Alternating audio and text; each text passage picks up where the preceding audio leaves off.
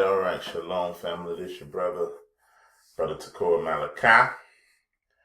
And here we got an extremely profound teaching that we're going to do here.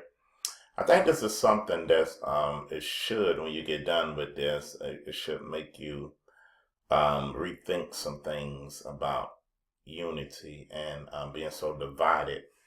It's my goal to show the seriousness of what we're facing, so we can see beyond points of contentions with each other.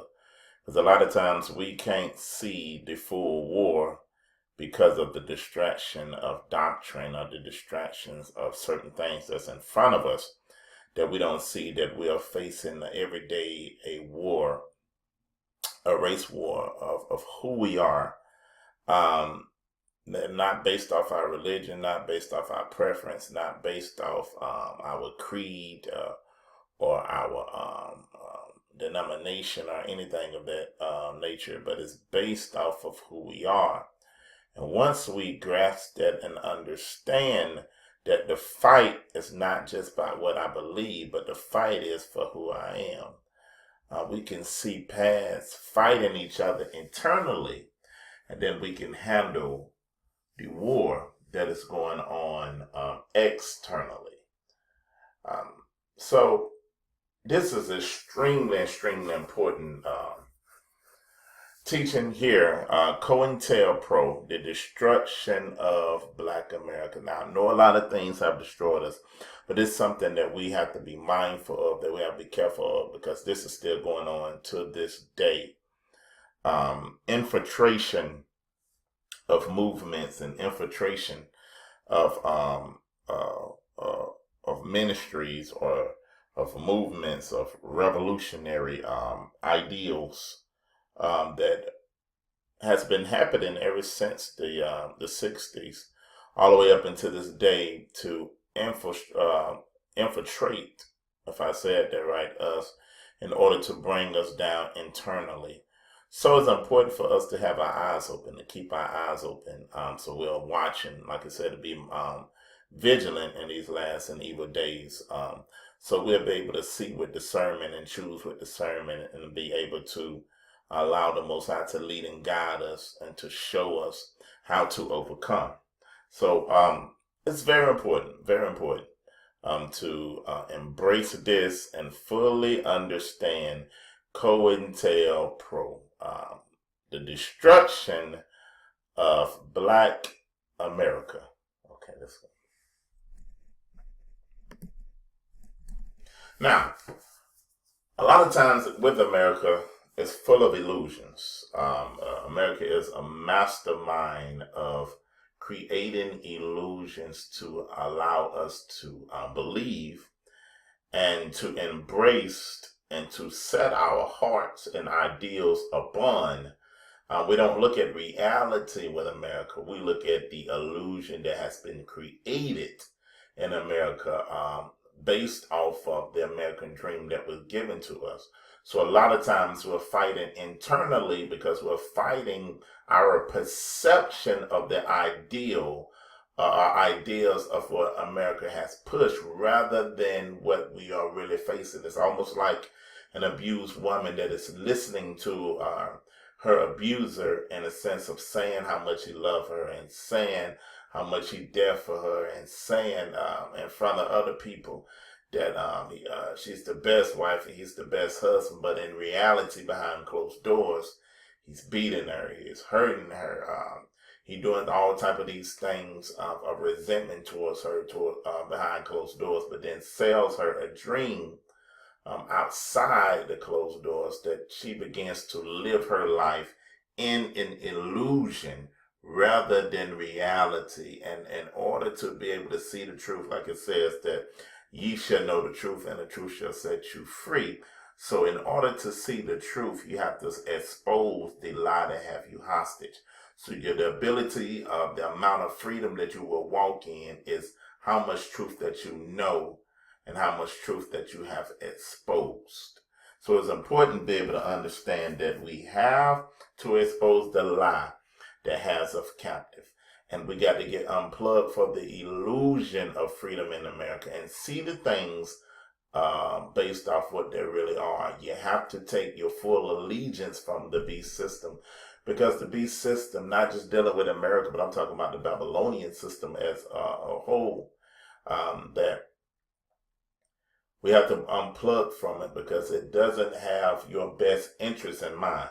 So I want to play a video real quick so you can see the concept of what I'm saying, that even after slavery, we had an illusion that was given to us. It was really slavery by another name, but it's based off the perception and the ideals of illusion that was given. So watch this.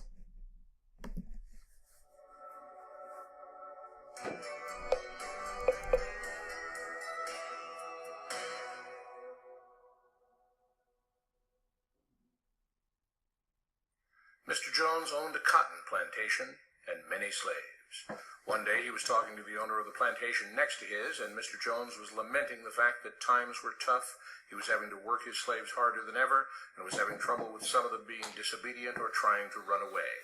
The other plantation owner said he knew someone who could help. Day 1. One day Mr. Jones called his slaves together so a man named Mr. Smith could talk to them. Before beginning, Mr. Smith whispered to Mr. Jones, "Whatever I say, do not contradict me or interfere, and I promise you your slave troubles will end." Watch the illusion, "My name is Mr. Smith," he said to the slaves, "and this may be the happiest day of your lives. From today forward, you will no longer be slaves, but free men." Mr. Jones was so shocked he started to step forward, but Mr. Smith gestured for him to remain silent. He did, only because the other plantation owner had spoken so highly of Mr. Smith's skills. "You are no longer the property of Mr. Jones," Mr. Smith continued. "You are free. No more would you be forced to labor for the benefit of Mr. Jones. Now you can work for yourselves." Now the slaves were all murmuring and looking at each other. Selling them an illusion of freedom. They were looking puzzled. "In fact, you are now free to leave the plantation whenever you want," Mr. Smith said. "However, since we are surrounded by other plantations, if you leave, some other plantation owner will likely claim you as his own the moment you set foot on his property. So I urge you not to risk your newfound freedom by doing something so foolish. Instead, I suggest that you stay here, no longer as slaves, but as willing participants and part owners of this plantation. Yes, this is now your plantation." Mr. Jones bit his tongue to keep from objecting. It's your country. "For now, we might as well leave Mr. Jones in charge," said Mr. Smith, "since he is the only one with any experience at running a plantation, which is quite a complicated thing to manage. But he will no longer be your master, but just another worker on the plantation. In fact, he will now be using his organizational and management skills to serve you. Whatever problems you may have had with him before, you are now all equals, and you need each other to make this work. If we all cooperate and work together, we can all reap the benefits together. In honor of this happy occasion, I present you this new symbol of togetherness and cooperation, this flag, which shall be the emblem of the new, free Jones plantation." Same flag we got an emblem of Most of those listening were still too amazed to respond. "And this shall be our motto," Mr. Smith announced. "We work together as free men for our mutual benefit, pledging our allegiance to the Jones Plantation, which stands for prosperity, liberty, and justice for all." Oh. Sorry about that. For him to remain silent. "He no longer the property of Mr. Jones. No more would you be forced to labor for the benefit. You can work for yourselves." Now the slaves were all murmuring and looking at each other. Many were smiling, many were looking puzzled. "In fact, you are now free to leave the plantation whenever you want," Mr. Smith said. "However, since we are surrounded by other plantations, if you leave, some other plantation owner will likely claim you as his own the moment you set foot on his property. So I urge you not to risk your newfound freedom by doing something so foolish. Instead, I suggest that you stay here, no longer as slaves, but as willing participants and part owners of this plantation. Yes, this is now your plantation." Mr. Jones bit his tongue to keep from objecting. "For now, we might as well leave Mr. Jones in charge," said Mr. Smith, "since he is the only one with any experience at running a plantation, which is quite a complicated thing to manage. But he will no longer be your master, but just another worker on the plantation. In fact, he will now be using his organizational and management skills to serve you. Whatever problems you may have had with him before, you are now all equals, and you need each other to make this work. If we all cooperate and work together, we can all reap the benefits together. In honor of this happy occasion, I present you this new symbol of togetherness and cooperation, this flag, which shall be the emblem of the new, free Jones plantation. He held up the new flag, but most of those listening were still too amazed to respond. And this shall be our motto, Mr. Smith announced. We work together as free men for our mutual benefit, pledging our allegiance to the Jones plantation, which stands for prosperity, liberty, and justice for all. There you go. To celebrate, everyone has the rest Allegiance to of the a day flag off. and a country. Enjoy your freedom, What a do as you motto. please, and be back here tomorrow morning, bright and early, so that we may begin work on this great and noble new endeavor as equal free men. Finding that Mr. Smith was serious, the former slaves applauded and cheered. Day 2. We all want this plantation to do well, Mr. Smith said at the beginning of the next meeting, so we can all share in the benefits. We all know that it takes a lot of effort to make a cotton plantation work. Just because you're all free doesn't mean you can stop working. In fact, since you're now working for yourselves, I expect you to work even harder than ever before, but now with pride and joy, knowing that you're working for yourselves. Of course, there still have to be rules. If everyone just does whatever he wants, the plantation won't produce anything. This experiment will fail, and we'll all starve. You should be thankful that Mr. Jones has agreed to stay on to lend his knowledge and skills to this endeavor, and I trust you will all do your own part to make this work. Several of you have been chosen to act as project supervisors to manage different aspects of the operation, to make sure everyone is doing his assigned job, to make sure that the rules are followed, and so on. The rest of you may head out to the fields to start your first day of work as free men. Day 3. The next morning, Mr. Smith had a grim expression on his face as the daily meeting began. I have an unpleasant duty to do today, he said. Yesterday, Charles was caught keeping some of the cotton he picked, presumably to sell for his own personal profit. That is against the rules. That is stealing. For that, Charles must be punished. 2 men tied Charles to the whipping post. I take no joy in this, Mr. Smith continued. But you must understand, if we do not maintain order, if we do not have rules that we all abide by, then the plantation Same will fail, system, different and we will all illusion. suffer. The whip cracked against Charles' back. But if we all pitch in for the common good, then we can all prosper. Being free doesn't mean you should be selfish and greedy. We must each do our assigned duties and obey the rules, and then we can all benefit, and each of you will receive your appropriate share of the profits. A young man named Samuel stepped forward. But if you and Mr. Jones decide the rules and whip us if we disobey, how is that any different from what we had before? How can you say that? Mr. Smith asked. I'm shocked. You were a slave before, and now you're free. Things still need to be managed and organized by those best qualified to do so. Do you know how to run a plantation, Samuel? Well, no, he answered. But if we're free, why do we get no say in what the rules are and how things work? I'm surprised at your ingratitude, Mr. Smith answered. None of you know how a plantation is run, so you're in no position to be making decisions about how things are done here. You don't seem to appreciate all the things that Mr. Jones provides for you, from protecting you from all the outside threats you know nothing about, those who would come here, capture and enslave you, if not for Mr. Jones' protection, to making sure that you all have food and housing, tools to work with, you're cared for when sick and injured, and so on. There wouldn't be a plantation at all, no cotton to pick, no land to plant and harvest, if not for him. You should be grateful that he's made possible the level of comfort you now have. Your lives would be far worse if not for him. Nevertheless, as free and equal participants in this endeavor, from now on at each meeting, any worker may have 2 minutes to ask questions or voice suggestions or complaints. With that, the workers all seemed satisfied and headed out again to the fields to pick the cotton. Illusion of freedom. Day 4. I have a big announcement, Mr. Smith said as the daily meeting began. Mr. Jones' cousin is here, and not just to visit and see how our project is coming along. It has been decided that from now on, you will be deciding who will manage the plantation. Illusion of This voting. job can't be done by just anyone, but every 3 months we will have a special meeting at which all the workers will vote on whether we think Mr. Jones should run the plantation or whether we think his cousin, Mr. Johnson, should run the plantation. That means that ultimately you are in charge because you will be deciding which man you want running things on your behalf. If you don't like the way things are being managed, you now have the power to change it. Illusion of Amazed voting. and pleased, the workers headed out again to the fields to pick the cotton. Still a slave. Days passed, months passed, a year passed, and the plantation continued to operate as before. Sometimes Mr. Jones was in charge, sometimes Mr. Johnson was in charge, but the day-to-day routine stayed exactly the same. The workers worked hard, long hours every day and still had little to show for it. Every day the meeting would begin with them all reciting the Jones Plantation motto, "We work together as free men for our mutual benefit, pledging our allegiance to the Jones Plantation, which stands for prosperity, liberty, and justice for all."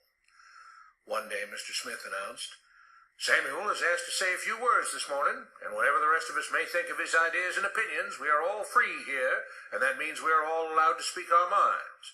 So, Samuel, you have 2 minutes. Freedom of speech. Begin." Samuel stepped forward, looking scared. "I was excited when all this started," he began, glancing nervously at Mr. Smith and Mr. Jones. "But don't you all see what's happened here? Nothing has changed. We're all still slaves." There were grumbles of disagreement from the crowd. "They tell us what to do and whip us if we don't. They still make all the rules and punish us if we disobey. They let us make suggestions and complain about things, but they never really change anything. They let us choose between Mr. Jones and Mr. Johnson, but what's the difference? The situation stays the same. We do all of the work and they take as much as they want and decide how much they'll let us keep. They live in luxury, made rich by the cotton we pick. We do all the work and have to build our own huts, grow our own food, and take care of ourselves. They leave us just enough that we don't revolt or run away. This is not freedom. We're all still slaves. They've only changed the words they use, but nothing else has changed. They say we're all free and equal, but we're not. They command and we obey. That's not freedom. That's not equality. They say we're free to leave, but all that means is that we're free to be someone else's slave. Why should we work or obey the rules? We didn't agree to this. They made the system. They forced it on us. They control and rob us and call it freedom. They've deceived you into thinking that being able to choose which slave master you'll work for is the same as being free. It's not. Open your eyes. If you keep what you produce, they call it stealing. When they take what you produce, they call it sharing and fair distribution. Can't you see that this is all? Your time is up, Samuel, Mr. Smith announced calmly. At his gesture, 2 supervisors grabbed Samuel by the arms and led him to the whipping post. "I'm sorry, Samuel, but you've broken the rules. There are rules against encouraging others not to work and encouraging others to break the rules. You're only hurting all of us with your discontentment and your complaining and your disobedience." The whip fell and Samuel let out a grunt. "Without rules, without order, all would be lost. Without law, there would be chaos. We can't just behave as wild animals, each doing whatever he pleases. We must all follow the plan and all do our duty for the betterment of everyone. And those who do not must be punished." The whip fell again and blood flowed freely from Samuel's back. "Samuel, it is you who are stealing from the others. When you don't do your assigned work, you are making more work for others. When you disobey the rules, it is you who are endangering the future of everyone else here. You are the thief. You are the criminal. You are the one trying to destroy the arrangement that keeps us all safe and prosperous." At every lash of the whip, the other workers cheered louder and louder, some yelling curses at Samuel. "Being spoiled and selfish, you complain about everything, talking as if you're oppressed. But you are the one ruining things. You are the one keeping us from being all we could be. It is your greed and your rebelliousness that is hurting all of us. They all play by the rules," Mr. Smith said, gesturing at the others. "What makes you think that you don't have to? You think you're above the law?" There were loud yells of agreement as the whip fell again. "We must maintain order," Mr. Smith proclaimed, "to make this plantation great, to make it so that we can all be happy and prosperous. To have the society we want, there have to be rules. We all have to contribute our fair share to this great endeavor, and we cannot tolerate actions and attitudes that seek to undermine the amazing things that together as free men we have achieved and will continue to achieve." Mr. Jones was smiling as he gave Mr. Smith a pat on the back. The crowd was cheering so loudly that none of them had noticed that Samuel had died. Now we see how we can be sold a perception of freedom and believe that we're free and at the same time still be slaves. They can sell us a dream and sell us a slogan, sell us a flag or something to pledge our heart to. It has a slogan behind it. It has a pledge of allegiance behind it. It has a song behind it. that has an ideal behind it, but none of it being substantial to the truth. We can just, I don't want to stay on that, but if you can just see that this whole thing has been sold to us gradually, even to the point of freedom of speech, that we still are slaves. It's just in a different form. Now, it's important for me to break this down and go, you really need to research J. Edgar Hoover. J. Edgar Hoover, he was the one that formed the COINTELPRO. So let's read what it is and let's go into it, because this is extremely important. You got to realize, you got to ask yourself, what in the world happened? How in the world we was walking around as respectable men and women during King time, during Malcolm X time, during Marcus Garvey time, all those type of things, the way we dressed, the way we carried ourselves, the way we talked.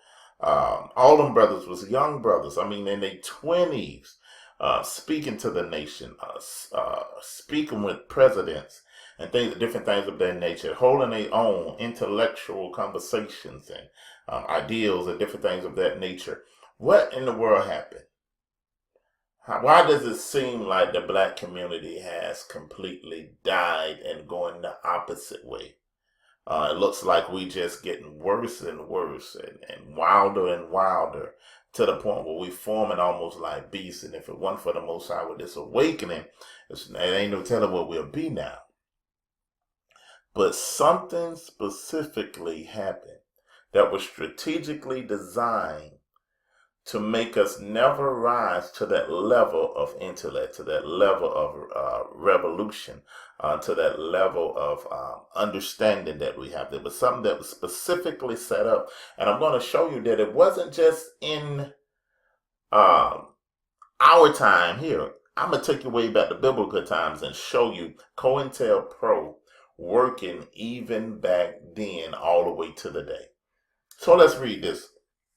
What COINTELPRO is. It's called Counterintelligence Program. Its inception was 1956 to 1971, was a series of covert and a time illegal projects conducted by the United States Federal Bureau of Investigation, the FBI. Their aim was surveilling, infiltrating, discrediting, and disrupting domestic political organizations. The FBI records showed that COINTELPRO resources targeted groups and individuals that the FBI seemed subversive, including the Communist Party, anti-Vietnam War organizers, activists of the Civil Rights Movement, the Black Power Movement, Martin Luther King Nation of Islam, the Black Panther Movement, feminist organizations, the American Indian Movement, independence movements such as Puerto Rican independence, groups like the Young Lords, and a variety of organizations that were part of the broader New Left. The program also targeted white supremacist groups, including the Ku Klux Klan, which is a joke. They really didn't target that, and nationalist group, including the Irish Republicans and Cuban exiles. FBI also financed, armed, and controlled an extreme right-wing group of former members of the Minutemen, anti-communist paramilitary organization, transforming it into a group called a secret army organization that targeted groups, activists, and leaders involved in anti-war movement using both intimidation and violent acts. So the main people that it really targeted out of all these groups that it named was really the Black Power movement or the Black Civil Rights movement or anything of that nature. Isn't it amazing why we spending all this time arguing and fussing, even back then arguing and fussing, somebody is calculating a plan to destroy us.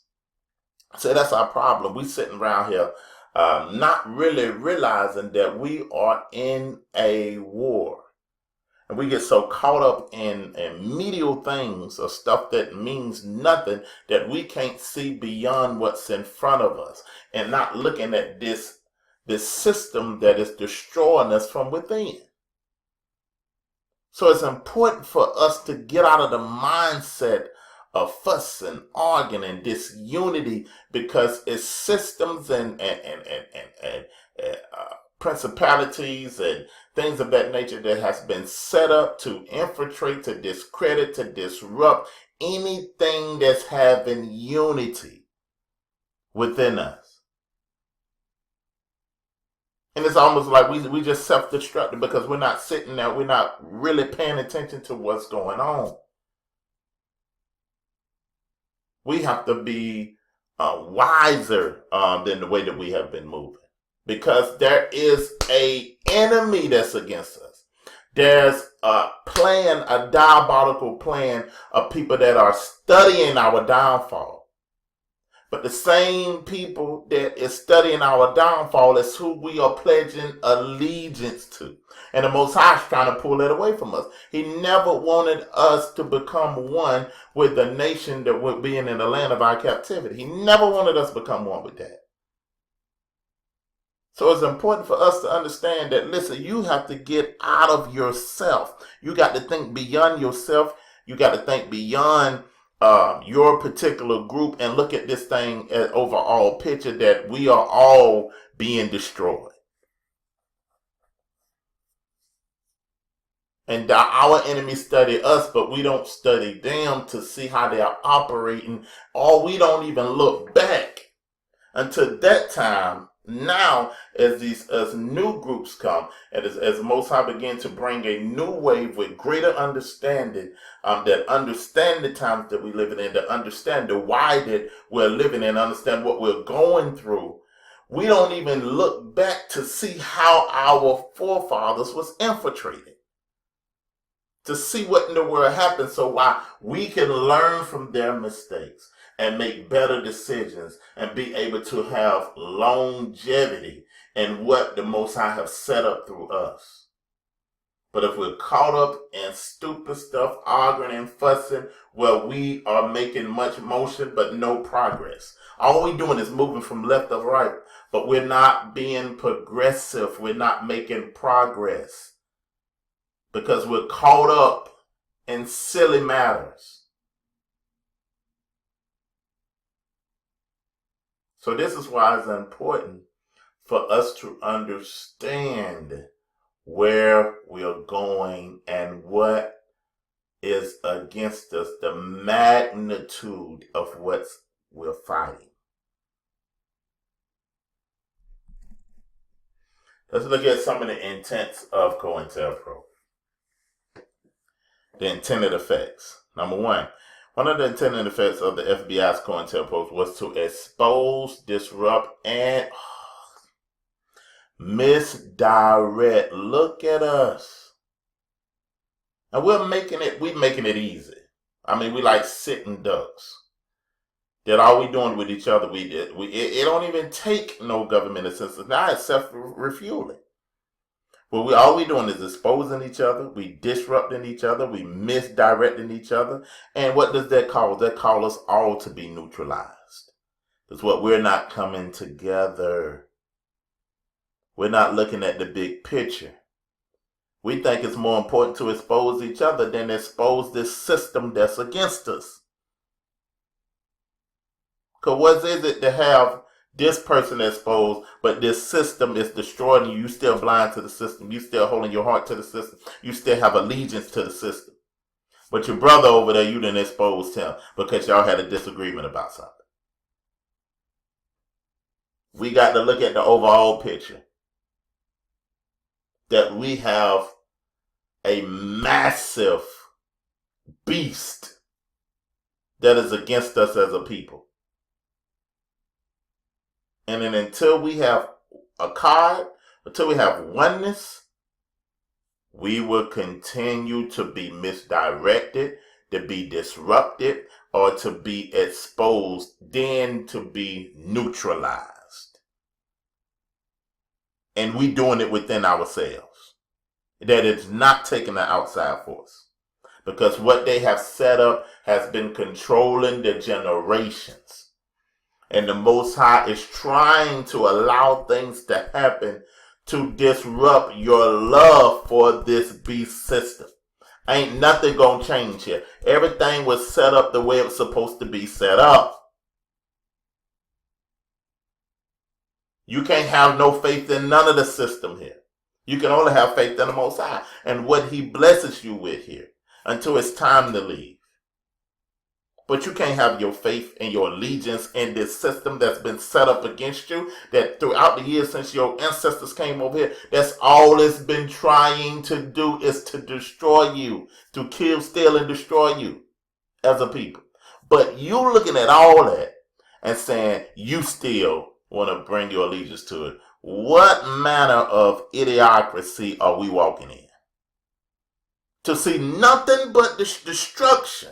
And we showed you from our video, America's Dark Past, the illusion of freedom. We showed you from 1868 all the way up to 2017, the destruction consistently that this nation has set up against us.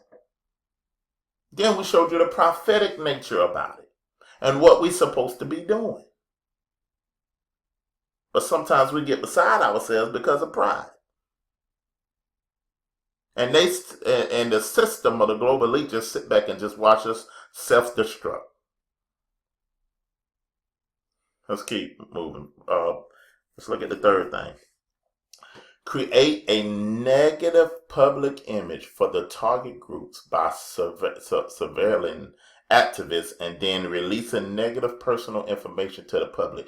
Watch this. Watch how our mind is set up to demonize those that was trying to help us, right? I can call a few people. Nat Turner. Most black people has a negative image in their mind of Nat Turner. Because in their mind, they have been gradually sold that Nat Turner was an evil man that went around just killing white people. That's what we've been sold. Not looking at, if you're in a place where your wife is being raped, your daughter is being raped and beat, your son is being destroyed, your children are being sold off, you getting beat, the natural reaction is to defend the honor of yourself and your family. Anybody right now that would allow anybody to come into their house, that say they allow somebody to come into their house right now, rape their wife, molest their daughter, sodomize their son, and then sell them off to another nation, and they would allow that to happen? Oh no. I don't even know what to say about you. But because the narrative have been spun by those that are ruling, they gave us the perception and gave us the imagery of how to view Nat Turner. They gave us the imagery of how to view the Black Panthers. They gave us the imagery of how to view Malcolm X. Because I used to have a negative perception of Malcolm X, and I had a great perception of Martin Luther King. Because what was gradually sold to me. They gave me their imagery of this person. Well, I distracted myself from the time of what was going on, the reason Malcolm was the way he was, the reason he spoke the stuff he spoke, and the things that he was speaking was nothing but the truth. But because through propaganda, I have been gradually sold a negative image of him based off their education system, I will look at a man that was trying to bring my freedom as somebody that I ought to look down on. But then I go over there and pledge my allegiance to George Washington, or Thomas Edison, or Thomas Jefferson. But heroes that we had here, we are to demonize because what? They say they was in Islam. But these people here say they in Christianity. And ever since you've been over here, they've been destroying you by that religion. And I'm talking about Western Christianity that's over here. Been destroying you by that religion. But a man was trying to break you free. All these things were set up based off the climate that was happening at the moment. So no longer will they control my image, that I would pass down a docile mentality of somebody that was trying to stand up to a beast system. Let's keep going. The fourth one. Break down internal organizations by creating conflicts by having agents, what is that, exacerbate racial tensions or send anonymous letters to try to create conflicts. We're looking at this, man. Breakdown of internal organization through creating conflicts or having agents. So you have to watch that. You have to watch who all come around you. You have to watch people that all they're trying to do is get around leaders and be around leaders, and they ain't got nobody speaking for them. They ain't got nobody that can speak for them of the legitimacy of who they are. But they just bouncing from this person to that person to this person to that person to this person to that person with nobody able to speak about them that we can give regard to, that we can trust, that we can believe, that we can see, okay, this person is trustworthy. You have to be careful. You have to be careful who you're tied to. You got to be careful what groups you follow. You got to be careful who you'd join yourself with. Because this is a real thing. COINTELPRO ain't nothing to play with. This is a real thing that the Most High, you will allow what the Most High gave you to be destroyed based off thinking that everybody is for you, and they're not. Let's keep reading. Create, point 5, to create dissension between groups by spreading rumors that other groups were stealing money. All kind of stuff, man. Restrict access to public resources by pressuring non-profit organizations to cut off funding and material support. That's why it's going to be so important for us to be able to fund and support each other. There's a lot of 501(c) and different things like that. And we have to be careful, because that's funding can get cut off. And what you going to do then? What you going to do when you ain't got no more funding? What you going to do when the government say, that's it, I ain't giving you no more? They done built you off their money. Now they done snatched their money away from you. Now you about to lose your mind. Or you looking at your brother and call. What else they do? Verse 7, restrict the ability to organize protests. Restrict your ability to communicate in order to organize. That's coming. Part 8, restrict the ability of individuals to participate in group activities by the character, assassination, false arrest, and surveillance. We have to be careful about character assassination, false arrest, and surveillance, because it's out there. We're seeing this with stars. We're seeing this with movie stars. When they have crossed the line of the elite, they character get assassinated. I ain't gonna go into that. All right, so let's look at some of this warfare, so we can get a greater understanding of this thing, because I'm trying to show you what's against you so we can start focusing on ways that we can collaborate rather than ways that we can divide. Now, if you have somebody that's just going off into some crazy stuff and doing stuff crazy, then you run, get completely away from them. Just like these people, again, I know me and Josh, we talk about this, but these people that is going into this witchcraft stuff, that's playing with that stuff, man, run from them, because that's crazy. You ain't no in the world you finna be in the truth, in the Most High. You to return back to the covenant. You know how we got whooped for doggone following other gods throughout the centuries. Then you gonna get over here, understand this, walk into this, bring your family into this, and then be enticed by some witchcraft, and then you think you gonna have an opportunity to come back? Oh no. Once you leave the Most High, after you return to the covenant, and you fully understand that Hebrews say it ain't no more sacrifice for you. I don't believe you can come back at all. And when the world you done tasted of the Most High, return the fruit of the covenant, and then you turn on him talking about some doggone black magic and witchcraft. Have you lost? Yeah, you done lost your mind. Your mind have become reprobate. When somebody get like that, get away from them. All right, let's get back to what we got going on about this COINTELPRO, because I done talked too much already. And it's going to be a long video. I got a lot of videos that I'm going to show you, because I want to show you this thing. So it's a lot of videos that I'm going to play, and they're going to be kind of long, but stick with me. According to the attorney Brian Click in his book War at Home, The FBI used 5 main methods during COINTELPRO. Now let's pay attention. Watch this. Infiltration. We have to be careful.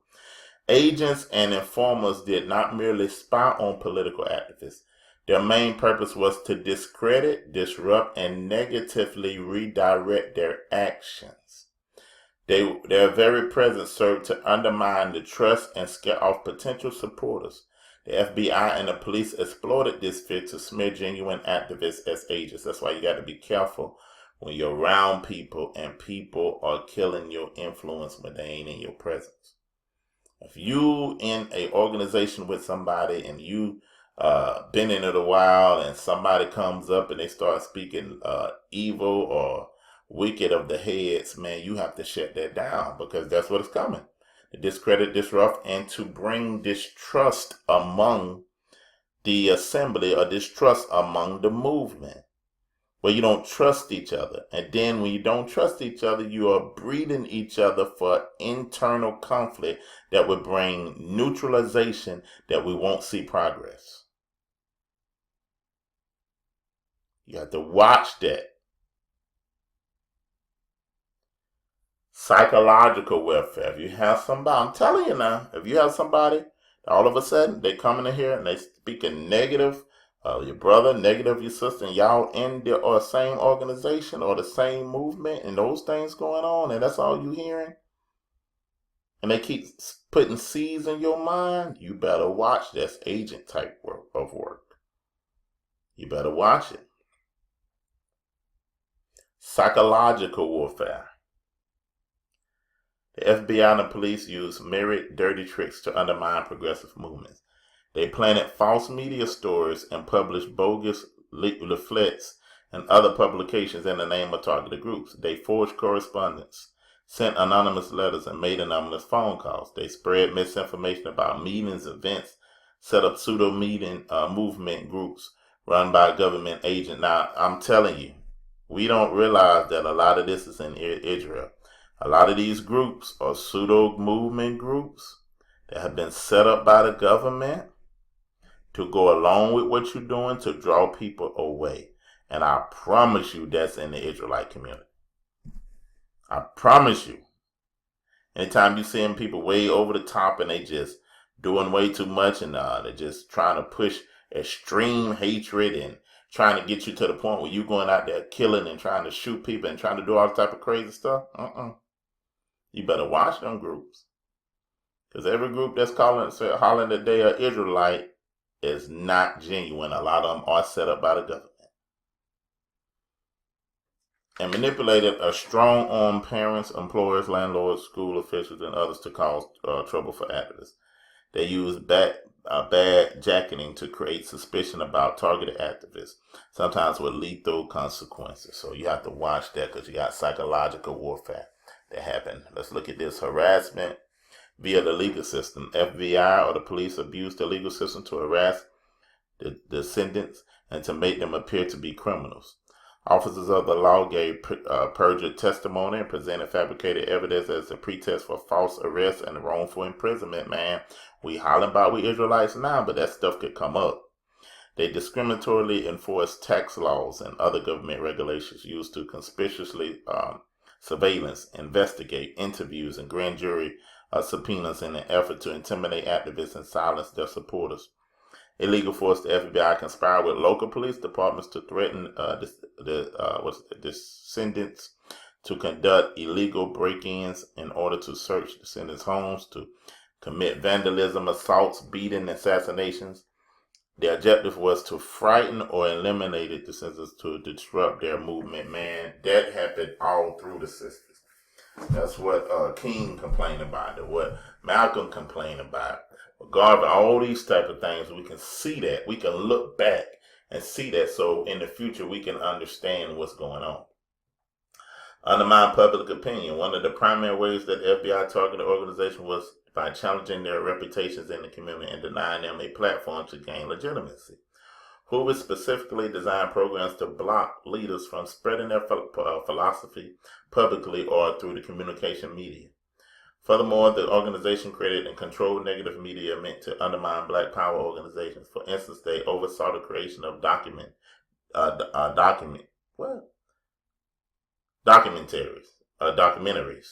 I said documentaries skillfully edited to paint the Black Panther Party as aggressive, and false newspapers that spread misinformation about the party members. The ability of the FBI to create distrust within and between revolutionary organizations and tainted their public image and weakened the chances of their unity and public support. Now we see that. Notice this. Notice how we feel about the Black Panther Party, right? I'm talking about black people. Of course, the Black Panther Party. But we trust the FBI and the CIA. We trust them with all our heart. Now we'll look at the Black Panther Party when all they was trying to do was help. And they was birthed because of the injustices that was going on in this system. But all the stuff that the FBI did throughout the years, you'll look like a conspiracy theory to even come against some of the things that they done done. As crooked as that done happened, and as crooked as it done been, we would trust COINTELPRO over our own people, which is sad. But that show you the perception that has been sold to us gradually. Let's look at the first form of the FBI and the CIA. And Psalms 83, watch this. Keep not thy silence, O God, and hold not thy peace. Be not still, O God. For lo, thy enemies make atonement. They that hate thee have lifted up their head. They have taken crafty counsel against thy people and consulted against thy hidden ones. They have said, come and let us cut them off from being a nation, that the name of Israel may be in no more remembrance. For they have consulted together with one consent. They have a confederate against thee. They have what? Consulted together with one consent and have a confederacy with thee. Who have the tabernacles of Edom, Ishmaelites, Moab, the Hagarenes, Gebal, Ammon, Amalek, the Philistines, with the inhabitants of Tyre, Asa have joined with them. They have hope in the children of Lot. So this is showing you that these people back then took notice to have crafty counsel, just as J. Edgar Hoover had crafty counsel against the black movement in the 60s through the 90s. What did they do? FBI, CIA, all those things of that nature came together to see how they was going to take down the Israelites. Just as Psalms 83, taking down the Israelites. Let's keep moving. Now, let's look at this surveillance and killings of promised messiahs all the way to Abraham. This is nothing new, y'all. This is something that's been happening. The whole reason J. Edgar, if I'm even saying his name right, Hoover, was doing that because he didn't want another black messiah or another black leader to be raised up. And he spoke that. But where did he get that from? Because everywhere that there was a governmental system, the governmental system was always headed by Hasatan, that the Israelites could not trust in. You look at the first one with Nimrod that set up the first kingdom. What was he trying to do? Because of Shem descendancies being a threat to his kingdom, he was trying to kill Abraham. Same thing with Esau trying to kill Jacob. Same thing with the Pharaoh. He said, let what? In Exodus chapter 1 and verse 8, he said, come and let us deal wisely with them. He said, when you do an office of a midwife of a Hebrew woman and see them upon the stools to be a son, you shall kill them. So you have always this concept of a nation, a government that's dealing wisely with a people to see how they can what? Kill and destroy them. The same thing in 1 Kings 19 when Elijah ran away from Jezebel. What? A government kingdom looking to kill the Israelites. The same thing with Saul and David. We're looking at the same thing right there. that because of what was promised about David, him being king, him taking over, Saul was trying to kill him. Same thing with Ahab and Jezebel. Same thing with Esther and Haman. Haman trying to kill the nation of the Yahudim. They was all in government. Same thing with Herod. Herod said, go seek the young child because he wanted to destroy him. Herod was in what? Government. He didn't want what? Another Israelite Messiah being raised up, because that meant what? The downfall of his kingdom. We seeing this in the scriptures way before America. Let's keep moving. The fear of the FBI and CIA concerning true Israel, Luke 9:20-22. He said unto him, but whom say that I am? Peter said, thou the Christ. Verse 21, and straightway he charged them and commanded them to tell no man, saying, the Son of Man must suffer these things and be rejected of who? The elders and the chief priests and the scribes, and be what? Killed. So these are the people that was the governing influence over the nation at the time. John 11:47-50. Verse 48, if we let him thus alone, all men will believe on him, and the Romans shall come and take away both our place and nation. So the chief priests and Pharisee, a council, they got together, making what? Crafty counsel against Mashiach at the time. Always against the Israelites. So how could the Israelites go and trust these systems that was set up against them? And all the way up into today, you got the FBI, the COINTELPRO, still taking crafty counsel, still trying to kill a black Messiah that can be raised up. What did J. Edgar Hoover say? He said, there will never be another black Messiah unless we have what? Created him.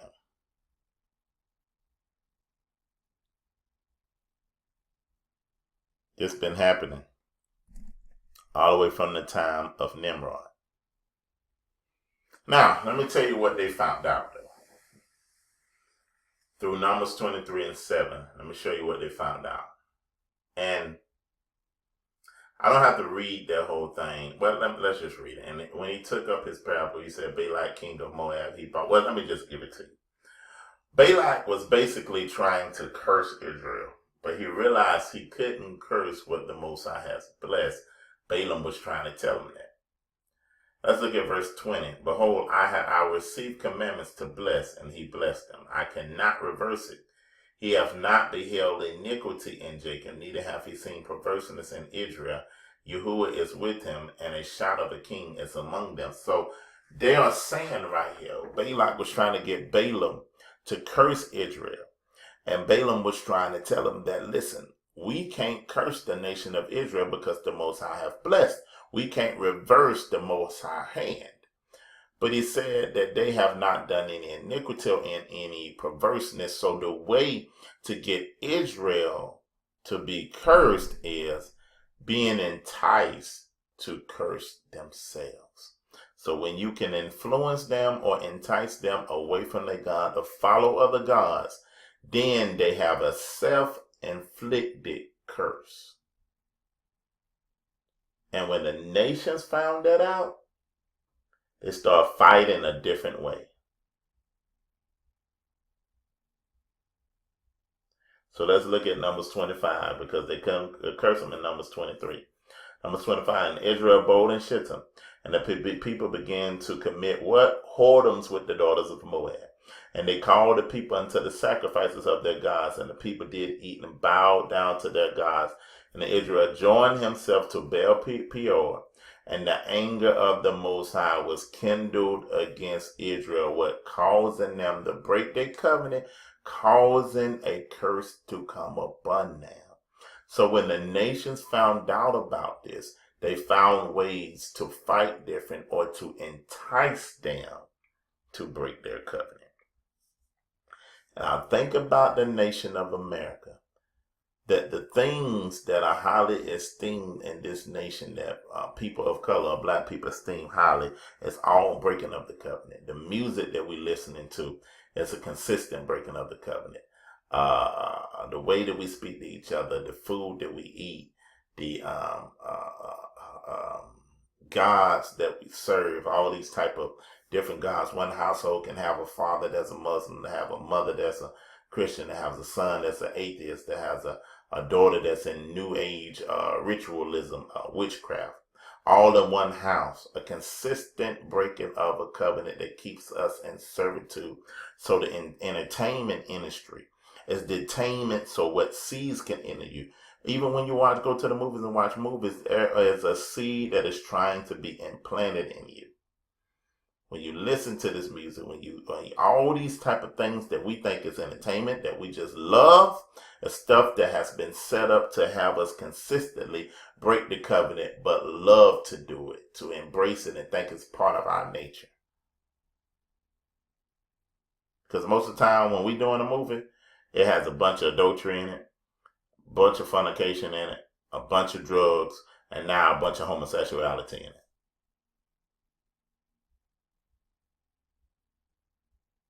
So these are the things that are happening to us. This is why you have to guard your gates with all diligence. You have to, because these things is causing us to go away from our Elohim and drawing us into these consequences that would keep us in everlasting servitude.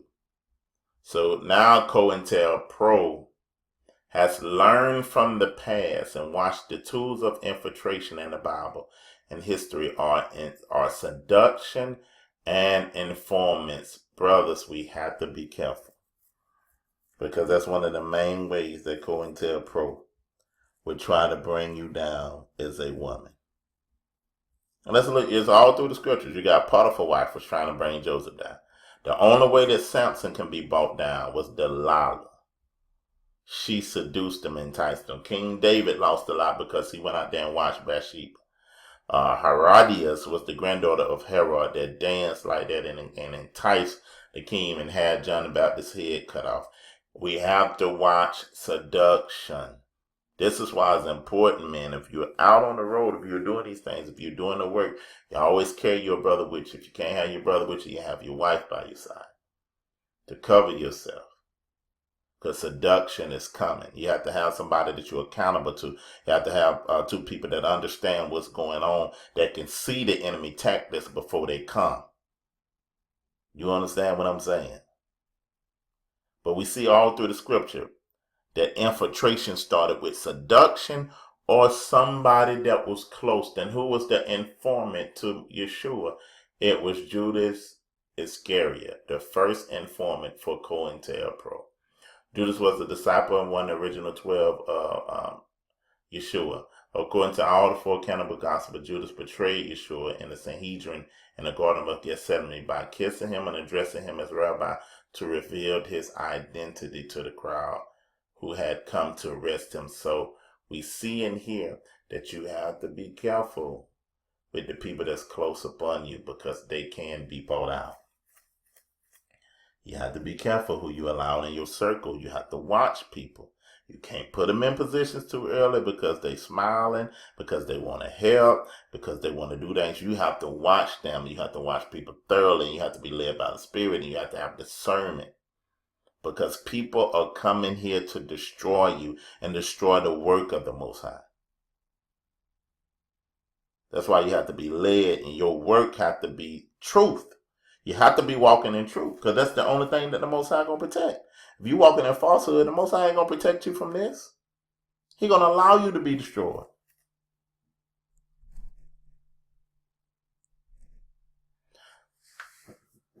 So, family, we're looking at the COINTELPRO, but first another thing we have to look at is the propaganda and how it operates, and how propaganda is a form of war that we think is entertainment.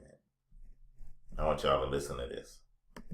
Propaganda is essential to any military campaign. Black people tend not to understand propaganda. And the reason why we tend not to understand propaganda is because the propaganda channels, the mediums, the conduits, the radio, the television, the newspaper, we tend to just treat as forms of entertainment. We don't see them as military strategy.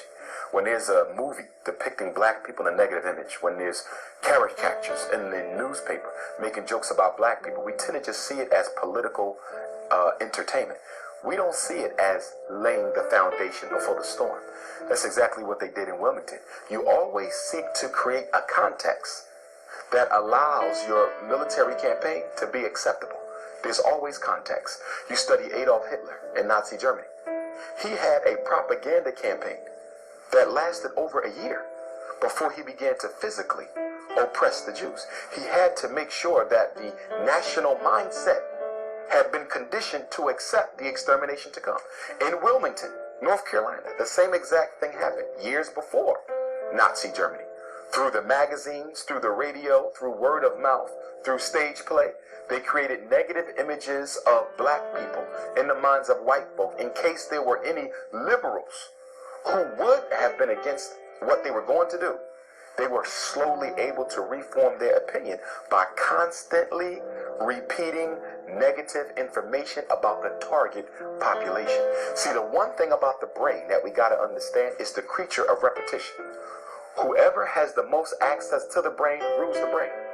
It's all about volume, not quality.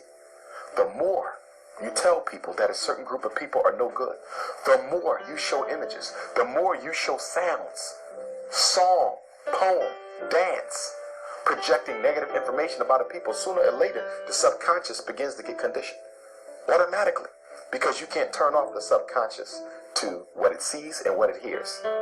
Sound and image, you cannot stop it except to stay away from it. So sound and image are critical to any propaganda campaign because they help lessen the defenses of anyone who may be against what you're trying to do.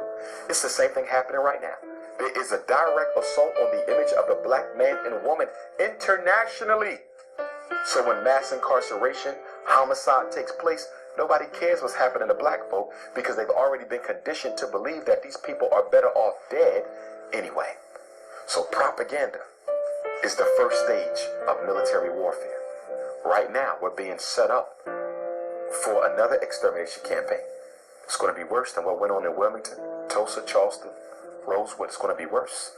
Whenever the propaganda gets worse, then you know the extermination is going to be that much worse, because you see how far the exterminator had to go in order to condition the people to prepare them for the carnage to come.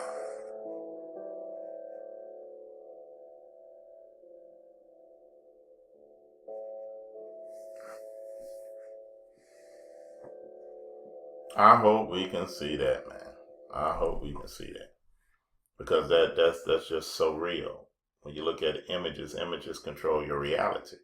So if I can control your reality, then I can control your perception, which can control your conclusions about the way you think. Because you continuously become, or you continuously accept what you continuously see. So if I got control of all media, all news outlets, books and different things in order to change your perception, then I can change your conclusion about anything. I can make your reality what I desire you to perceive.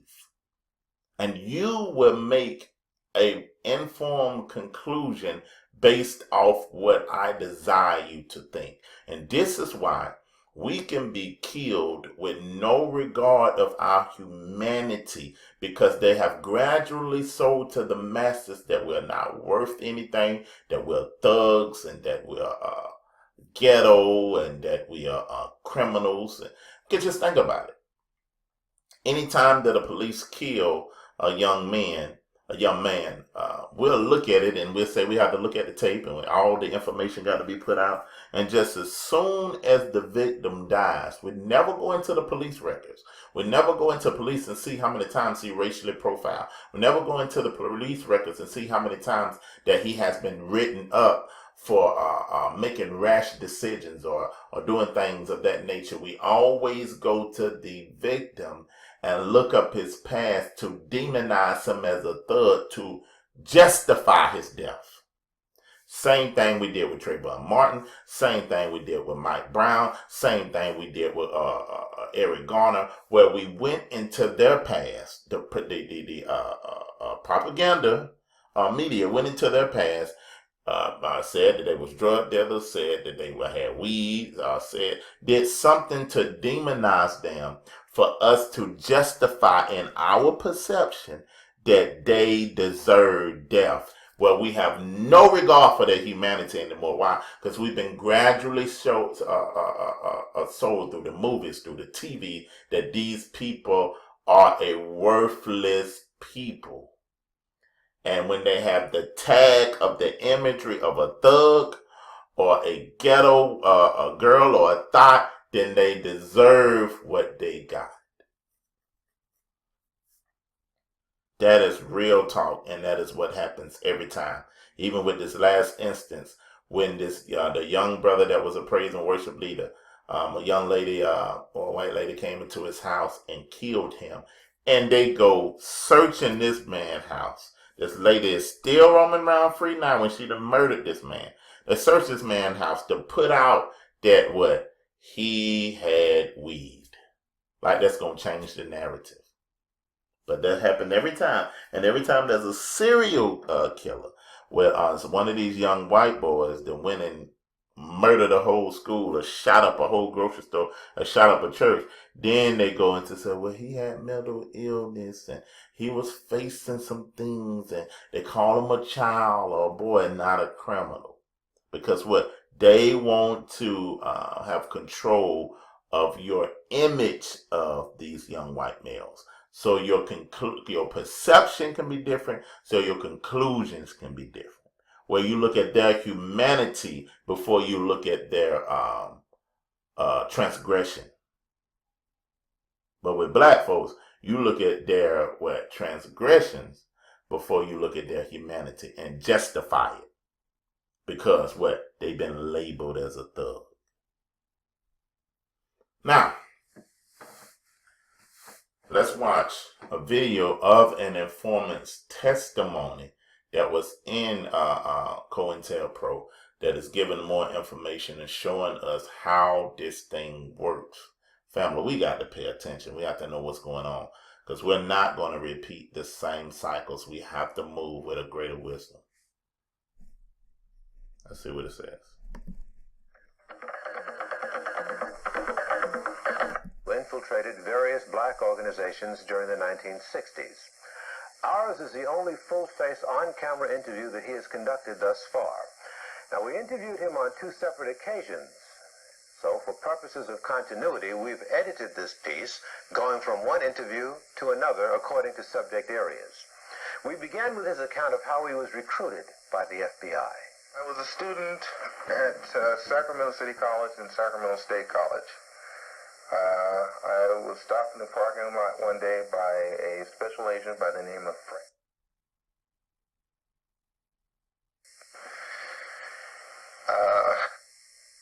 He told me a little bit about that he knew that I had worked in military intelligence and how would I like to work for him. And also that I knew certain people in the so-called black radical fringe that they would be very interested in finding different information out about. I told him that my term for military intelligence had been very short-lived, that I was not interested in them and I wasn't interested in him either. By now, this must have been 1968-ish. Yes. Mm-hmm. The following month, I was going to school on a federal grant and also a VA loan check. My check didn't come down, either one. I had bought a oscilloscope for a television communications class that I was taking from a person that I didn't even know. He just had the oscilloscope for sale and it was very cheap, so I bought it. Since my checks hadn't came down, being a student, and I was taking like close to, I think, about 23 units, something like that. It was a very heavy course load. I couldn't work and go to school at the same time. So I decided I would take the oscilloscope down to the pawn shop, pawn it, and use that money until my checks came. I went down, I pawned the oscilloscope. As I came out, I got busted. Possession of stolen property. Seems that someone had broken into Sacramento City College and had stolen the oscilloscope along with quite a few other things. So what happened? Well, I was taken to court due to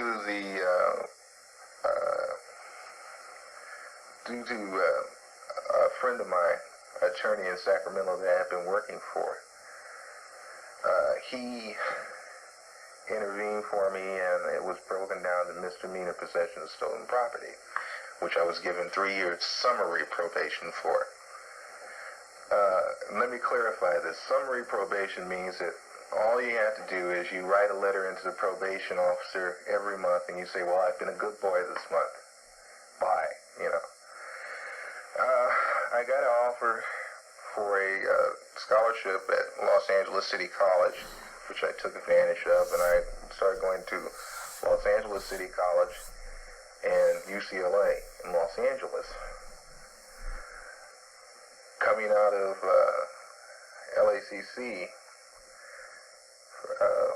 from the school one day, I was met again by the same special agent who said that he wanted to talk to me, and the offer was still good about me working for him. Again, I told him no, I was not interested. Then told me that I should be interested because they could help me with a problem that I had. And I told him I didn't have any problems that I knew of. He said, oh, yes, you remember the possession of stolen? I said, yeah, well, that's summary probation, man. I just write a letter in every month. He said, oh, no, that's not summary probation. It turned out it's a felony probation for 3 years, which means you have to report in every week. To bring it down to a nutshell, what happened? What happened was that as far as they were concerned, it was felony probation now. And if when you jump probation, that means they can put you in for the rest of the term of the probation, which came to about 2 years and 10 months. And so they threatened you with that? Yes, they did. Why didn't you stand up to that? I called the probation office in Sacramento first. They told me a warrant was out for my arrest and that I was going to jail. Did you have any particular fear of jail? Yes. I don't like to be shut in. I have a very, very dark fear of being shut up anywhere. How would they have known this? The only way they could have known that is from my psychological profile when I went into military intelligence, which they take on all people that work in military intelligence. So you bent and you decided to go to work for them? Yes. How would you say that most of those who are doing the same thing that you did have gotten into that behavior? The same way you did, they were coerced? Coerced, pressure. Some can take it for, I think some might do it for the pay, for the feeling of power. It's a natural syndrome for a powerless person given a pedestal where he can direct, or he can say, well, this man goes to jail or this man stays free. They get a feeling of security from it.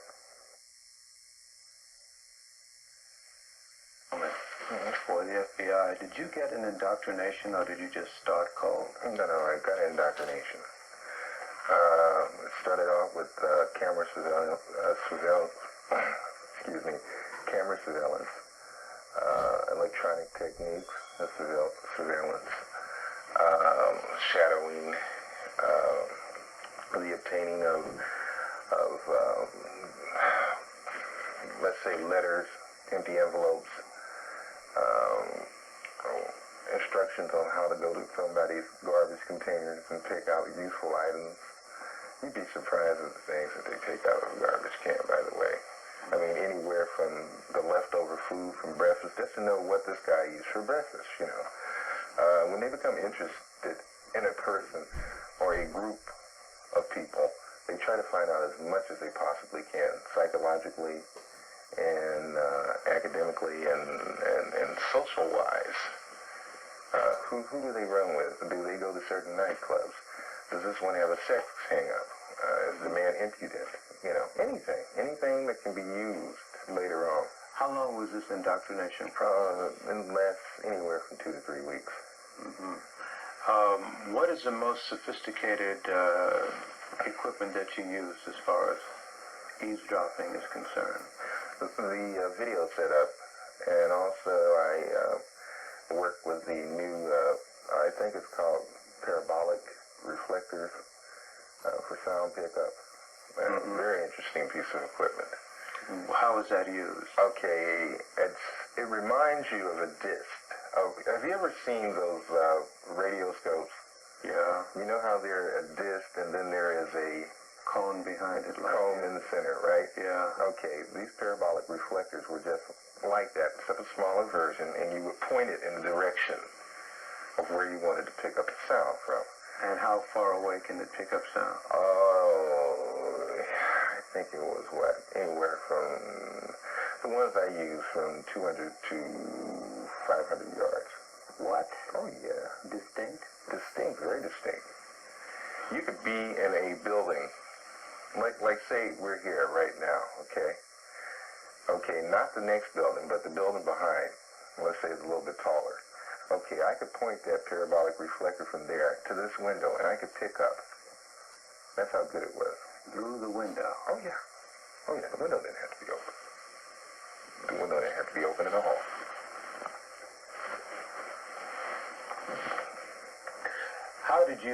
How does one go about tailing a person? Describe that. Is there a particular art? You say you have to be taught that. Well, there is a particular art to it, but okay. Let me state. Number one, the easiest way is to get close to the person so you can run with him. That's the best way. Okay. The second best way is the thing I've called trial and error observation, where you would go around and you would follow this guy, let's say, from a distance of anywhere from a half block to a block, as long as you can keep him in sight. And then you find out certain locales or certain places that this man goes to every day. Now, if you can get a set pattern of places that this man goes to every day, you got him down. You got him down. That's what they needed to know. So after a couple of weeks, you were ready to go to work. I wasn't ready, but I went to work, yeah. Do you know if this indoctrination period is more sophisticated today?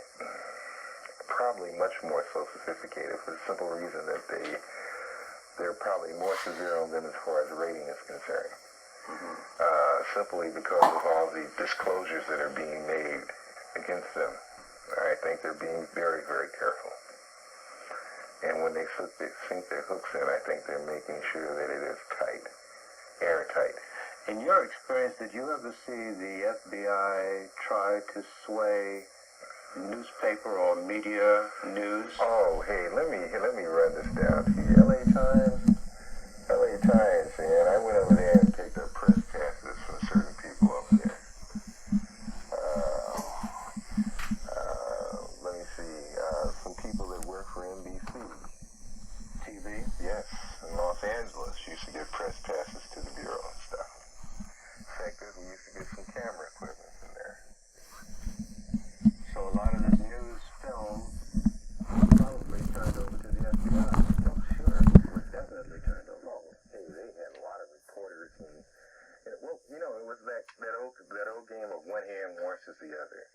Usually an agent would prefer to meet the reporter on a one-on-one basis. You understand what I mean?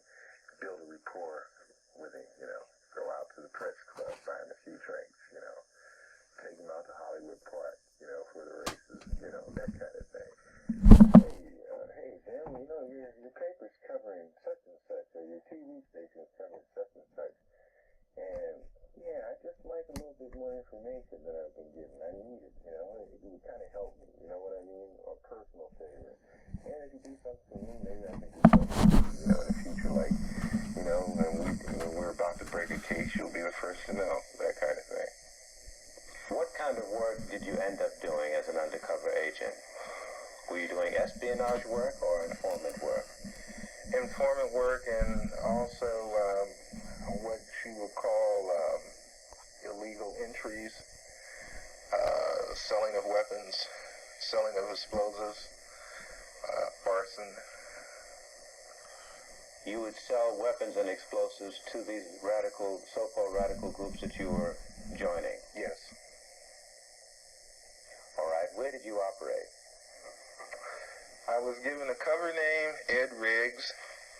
With that, I was also given a birth certificate stating that both my parents were, a birth certificate and a records for a Robert Riggs and a Mary Riggs who were deceased. And you lost all of your true identity? Yes. And you operated in California? California, What cities in California? Los Angeles, Oakland, San Francisco, Berkeley, Sacramento, Chino, San Bernardino, Santa Cruz. Any other states since California? Yeah. Chicago, Chicago, New York. Made 2 trips to Washington, D.C. Also, I better put in Seattle, Washington. That's very important, too. How does the FBI coordinate this information? You were one of a number of agents who were doing this. How did they correlate and coordinate this flow of information? How many agents, let's start with that. How Oh, many pay agents attention to this. were working in a given Probably got city agents all around everywhere now. in the late 60s? Jesus, we're talking about a lot of people. Like I said before, in the state, I would say 700 to 1,000. And in Los Angeles, which was a large concentrated area of blacks, we're talking about anywhere from 300 to 400 people. San Francisco, probably the same thing. That's a large concentration of black people. Wherever there was a large concentration of blacks or a large concentration of minorities. Don't let me only say blacks, because we're talking about the Chicanos and we're talking about the Chinese, too. But among every ethnic group, there were ethnic groups of that group who could be recruited by the FBI to infiltrate their own. Right. Just want to get a sense of how much money American taxpayers were laying out for this kind of exercise. What was your salary? When I started with the Bureau, I was making, $200 a week plus expenses. When I left the Bureau, I was making close to about $800 a week. And also some expenses, too. So it might run as high as $1,000 a week. Yes. It's according to what assignments you were put on at the time.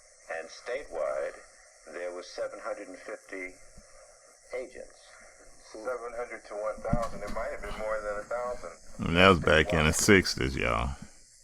People are into a fantasy world when they believe that the Federal Bureau of Investigation finds out what it finds out through the method of scientific investigation.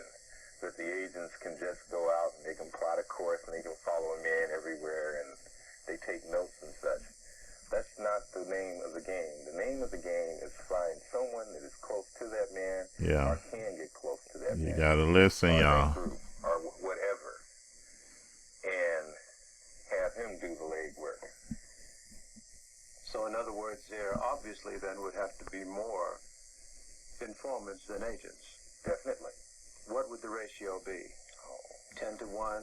I think every special agent usually has anywhere from 6 to 7 what I would call prime informants or agent provocateurs.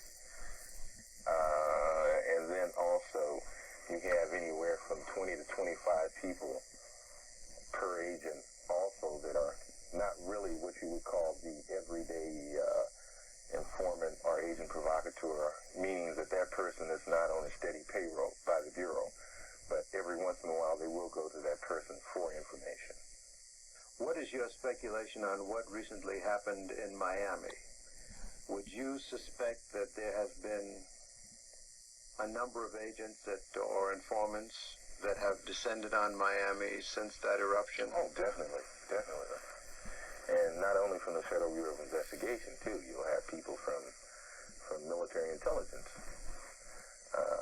Military intelligence and the CIA, for the simple reason that they want to find out the CIA and the military intelligence people want to find out, is this anything connected with some kind of foreign agency? That's their prime objective. The Bureau wants to find out whether this was a organized type of mass movement that's going on. Are there leaders? Are there central people that started this? They want to find that out. Who was the one that was out there getting the group of people together and said, "Hey, let's..." They want to find the gatherer. They want to know that. How would you tell a member of a community that they might be able to spot an informant? Pay attention, family. Is that possible? Can you spot one? Or what should one look for? Let's say someone in Liberty City. Well, it's like this. Informants come in all sizes, colors, and attitudes.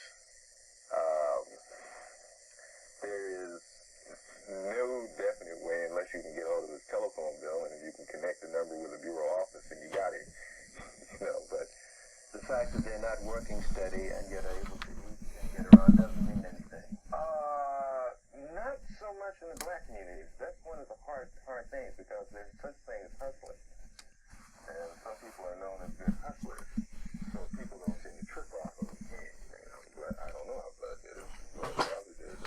He robbed somebody, or hey man, he's selling some weed, or whatever. Yeah. Would it necessarily have to be a new face in the community? No. No, fact is, they tend to shy away from that. What they try to do is fix someone that's already situated. It's much easier. Much, much easier. If they have what they call a prime informant, one that has been trained, that knows how to get into the group. Say he's with another group, and he's made a name for himself. Okay, and then there is a group that the Bureau is interested in. Well, what they would like for him to do then is use his rep from the other group to deal with it. What do you base your conjecture or your statement that FBI operations and surveillance is more extensive today than it ever was? Why would there be? There doesn't seem to be the kind of organizations that existed in the 60s. Why would there be an even greater surveillance on the part of the government? Well, you have to look at it from the standpoint that the Bureau looks at it. And to them, organization, no organization, as long as there's one or two people or a handful of people that still think in the mold of some of the groups in the 60s, then they will be watching this. You can believe it. Then we moved into the area of budget. How the Bureau All right. manages its money. So, we're able to see that you can only imagine with the Israelite groups now how many agents out there, how many informants are out there, because you can see the breakdowns. So this is why we got to pay attention, family. We got to keep our eyes open. Because just as we rising, we can be setting ourselves up to fall. We have to be mindful, we have to be careful, but we have to have the Ruach, which is the holy, set-apart spirit that can lead and guide us into all truth and show us things to come. You see what I'm saying? So it's extremely important. But now let's look at this Black Panther, because that's one of the best ways to really look at how a powerful movement was shut down by informants and by COINTELPRO and things of that nature, so we can get an understanding on how these things happen, so we can plan better for the future. Let's get a little bit of information about the Black Panthers.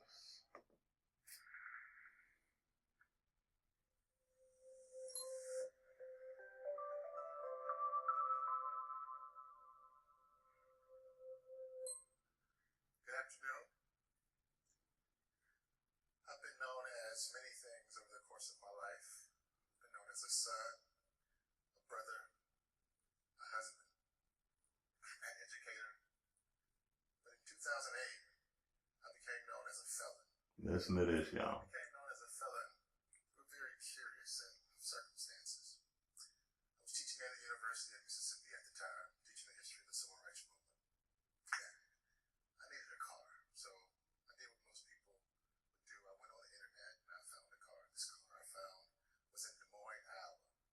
So I was going to fly to Des Moines and drive the car back. A few weeks before that, I had a book signing, and I actually ran out of books at this book signing, but people wanted the books, so they gave me cash and wrote me checks and just said, the next time you come through town, just bring the books with you.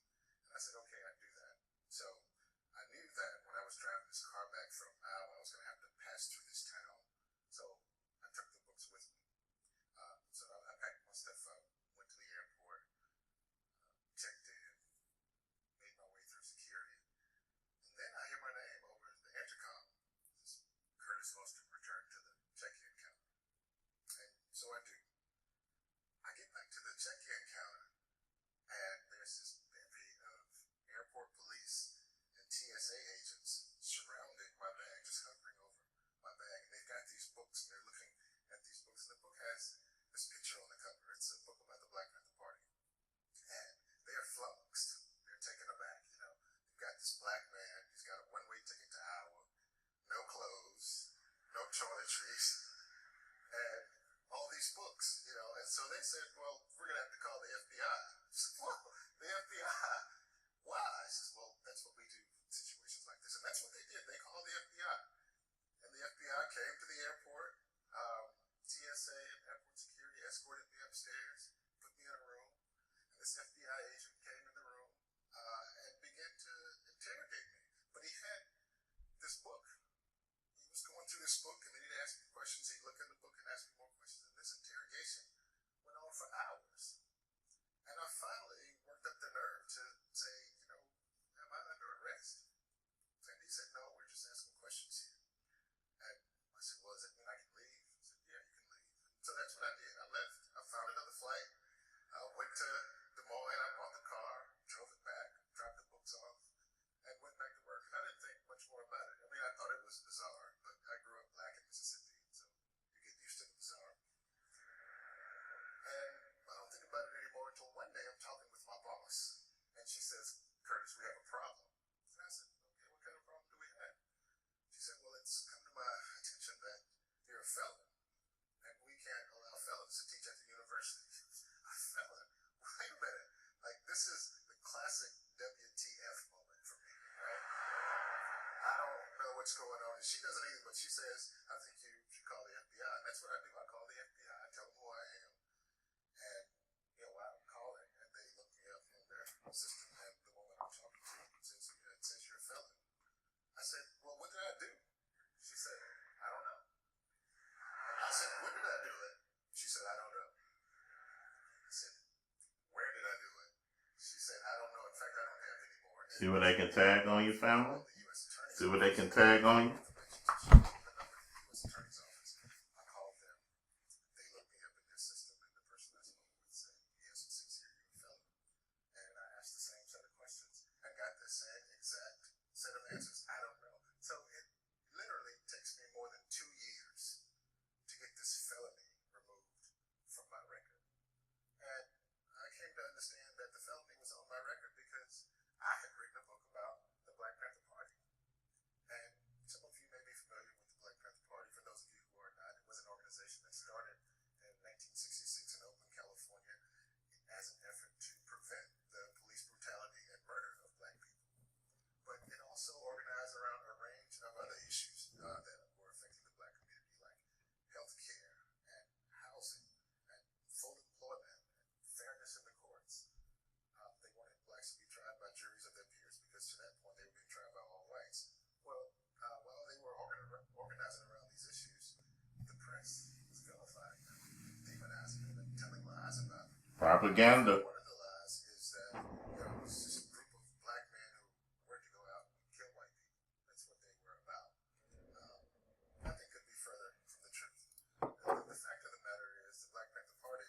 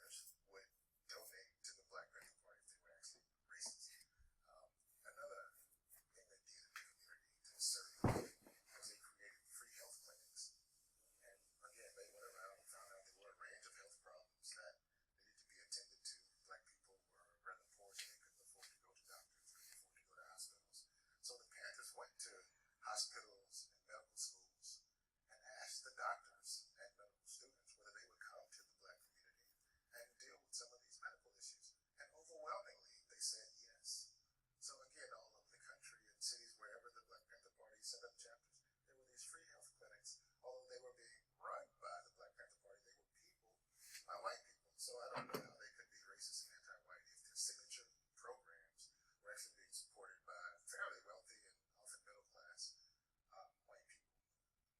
One of the people who was very, very good at pulling individuals, white and others, into the Black Panther Party orbit was a guy by the name of Fred Hampton. Fred Hampton was the leader of the Chicago chapter of the Black Panther Party. He was a very eloquent speaker. He was very persuasive. Fred Hampton could persuade people that there was actual injustice. And more importantly than that, he could persuade people that they should do something to combat that injustice. And so in addition to going to these hospitals and grocery stores and getting things they needed for their programs, Fred Hampton also worked with other groups and organizations who were Latino, Asian, Native American, even large groups of poor whites who had moved up from the South or into Chicago from Appalachia. They would work with these organizations and set up the same kinds of programs in their communities.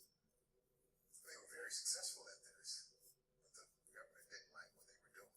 So in addition to vilifying and discrediting the press, it began to arrest its members, and in very extreme cases, to kill its members. And that's exactly what happened to Fred Hampton. December 4th, 1969, the Chicago Police Department, the Illinois State's Attorney's Office, burst into Fred Hampton's apartment at 4:30 in the morning while he and everybody else in there were asleep, and just began spraying the place with bullets. Wounded several people. There was a person guarding the door named Mark Clark. They shot him straight through the heart, and he died immediately. They make their way through the house to Fred Hampton's bedroom, find him there. He's asleep because he's been drugged. He's asleep next to his girlfriend, who's 8.5 months pregnant. And they grab Fred Hampton by his hair and shoot him in the back of the head at point blank range twice, killing him instantly. That's the end of Fred Hampton. So we have to ask ourselves, what is it about this organization that prompts such an irrational, over-the-top, and extreme response? That 40 years after the organization has died, a lowly professor like myself can be stopped at an airport, detained for hours, questioned, and labeled a felon for simply writing a book about the organization. Why does Fred Hampton have to pay with his life for simply organizing around issues that everybody, there's nothing wrong with feeding kids and taking care of sick people. There's nothing wrong with not wanting to be killed by the police. So we have to ask ourselves, what is it about this organization? And I'll tell you, the thing about this organization is that it was actually anti-racist. And it made a point to work with all people, whether it was upper and middle class whites, lower class whites, Asians, Latinos, Native Americans, anybody who wanted to help solve these problems. This organization was willing to work with them. And that was a problem. If this interracial organization was not effective, people would not have been so dead set against it. So it wasn't just Fred Hampton who had to pay. It wasn't just me who had to pay for being labeled a felon. You probably saw this a few weeks ago. Beyonce performed at the Super Bowl, at the halftime show, and she and the women who were dancing with her dressed up in these black leather outfits, these black berets, and they were dressed that way to pay homage to the Black Panther Party. 2016 marks the 50th anniversary of the founding of the Black Panther Party, and they were trying to honor this community service organization. But what they got in return was a ton of hate mail. People all over the country are saying they are racist, anti-white, they're cop haters. Police officers have said that they don't want to give her the security she needs at her concerts. Mayors have said they don't want her in her town. Beyonce is racist. Beyonce. I mean, racy, maybe, but not racist. So we just have to keep asking ourselves, why are we told these stories about the Black Panther Party, and who benefits from us knowing these lies? So I want to encourage you to do your own research about the party, but be careful when you're doing your research, because I've been studying this subject for 25 years now, and what I've discovered is that 73% of all the newspaper articles written about the Black Panther Party were written by the FBI or people. Wow. So there's all of this villainy and misinformation That's what they said they'll do, though. They'll disrupt, get misinformation and misdirection. The city of Chicago, the state's attorney's office, a jury found them guilty, and they paid them almost $2 million. But that doesn't bring Fred back, and that doesn't stop the villainy. We have to find out the truth about this organization for ourselves, and I encourage you to do that. I also encourage you to question your own biases about what you know about American history. And finally, I want to encourage you to reach out across racial lines and ethnic lines and do your part in solving the problems that face our country today. So we see there, and what you can do, family, is there's a documentary called the Black Panther documentary. You get an opportunity, just check it out. But it is showing you, we're seeing here the COINTELPRO happening. We see the disruption, we see the misinformation, we see the judicial system being involved with the intimidations, the police being involved. We see all these type of things. Then we see in the end the propaganda, where they are demonizing the people, and we are buying their perception of these people. That is what the problem is. We're buying their perception of these people. So it's important for us to understand what was going on, why it went on, and how COINTELPRO worked. That's the whole purpose of this teaching, just to show you this and to make you aware, to make us quit having so much disunity among ourselves. So let's look at some of the things that we got off Wikipedia about how the FBI did it. The FBI specifically developed tactics intended to heighten the tension and hostility between various factions of the Black Power movement. For example, between the Black Panthers and the U.S. organization. For instance, the FBI sent fake letters to the U.S. organization exposing a supposed Black Panther plot to murder the head of the U.S. organization, Ron Karinge. So it's amazing, if you can imagine being in that time with that type of tension, and then somebody forging letters and everything with your name and your information on it and putting it out there to the government and setting it out there as you got plans to go and murder somebody just based off they white and different things like that. Man, it's crazy. They then intensified this by spreading falsely attributed cartoons in the Black communities, pitting the Black Panther Party against the U.S. organization. This resulted in numerous deaths, among which were San Diego Black Panther Party members John Higgins, Birchie Carter, and Civilian Bell. Another example, the FBI anonymous letter writing campaign is how they turned the Blackstone Rangers head, Jeff Ford, against the former ally Fred Hampton by stating that Hampton had a hit on Ford. They were also instrumental in developing the rift between the Black Panther Party's leaders Eldridge Cleaver and Huey Newton, as executed through the false letters inciting two leaders of the Black Party against each other. So we're seeing here different areas of what they did to bring division amongst the leaders and amongst the people, and how they incited things in order to get warrants out for different warrants of arrest, for they forging letters and different information in order to discredit the leaders and begin to neutralize, because you smite the shepherd and what? The sheep will scatter. Okay, let's go into this one thing, going into the King Alfred plan, because this was put in place. This right here was put in place out after the time of COINTELPRO, all these type of things, once they set up the systems and to bring down any of the black groups or anything of that nature that tries to rise up against them. They got set up something what is called the King Alfred Plan. It's kind of like how the Willie Lynch letter is. They try to say that it's fictional or anything like that, but then you can see it working. You can see it on the books. So I ask you to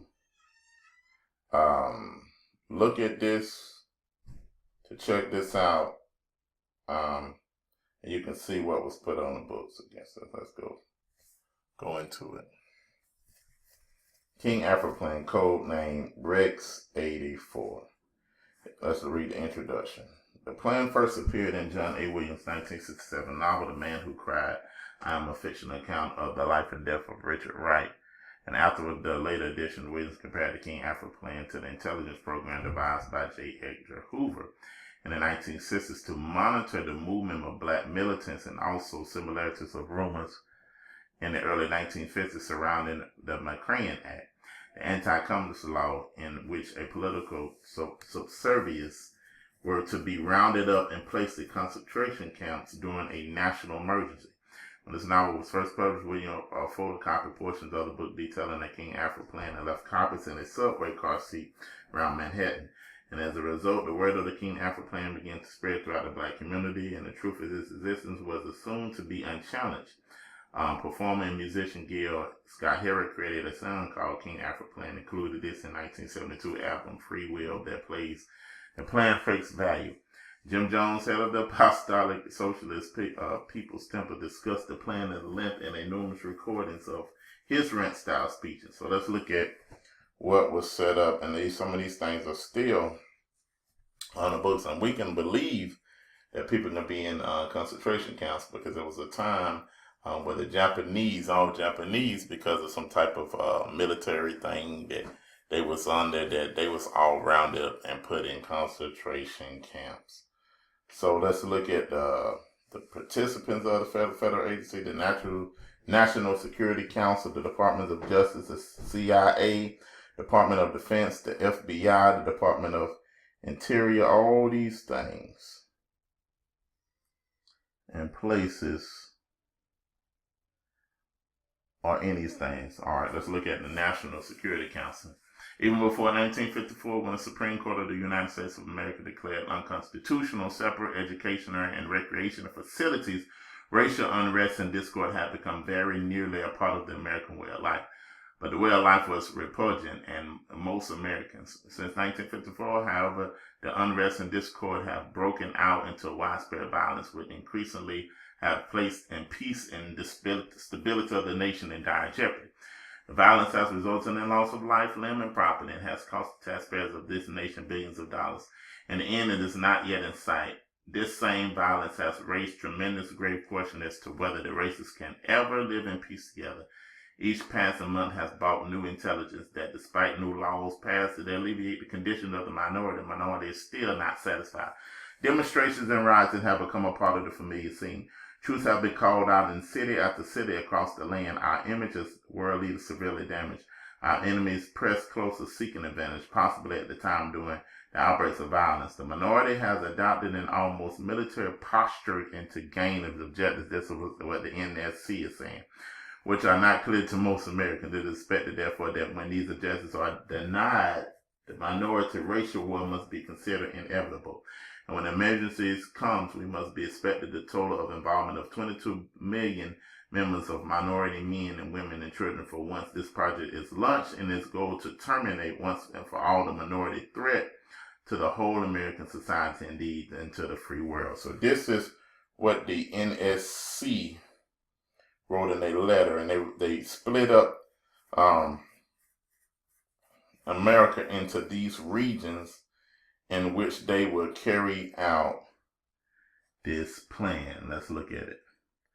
Under King Alfred plan, the nation will be divided into 10 regions. In the case of an emergency, minority members will be evacuated from the cities by federalized National Guard, limits, local, state police, and if necessary by units of regular armed forces using public and military transportation, and detained in nearby military installation until a further course of action has been decided. And this is speaking of the regions that it'll be broken up into. Let's keep reading.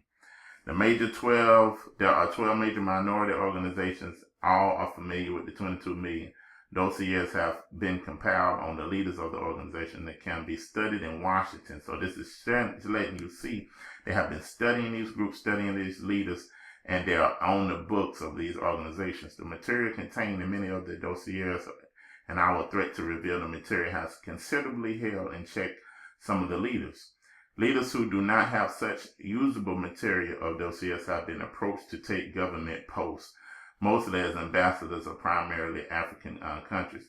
The promise of these positions also has materially contributed to the temporary slowdown of minority activists. So what they've been doing is they've been giving a lot of those leaders governmental jobs, a high position in order to neutralize them, where they don't look at their oppression as a people because of their embedded situation. So this is a way in order to keep down uprising or revolution or keep you distracted to what's happening as a nation.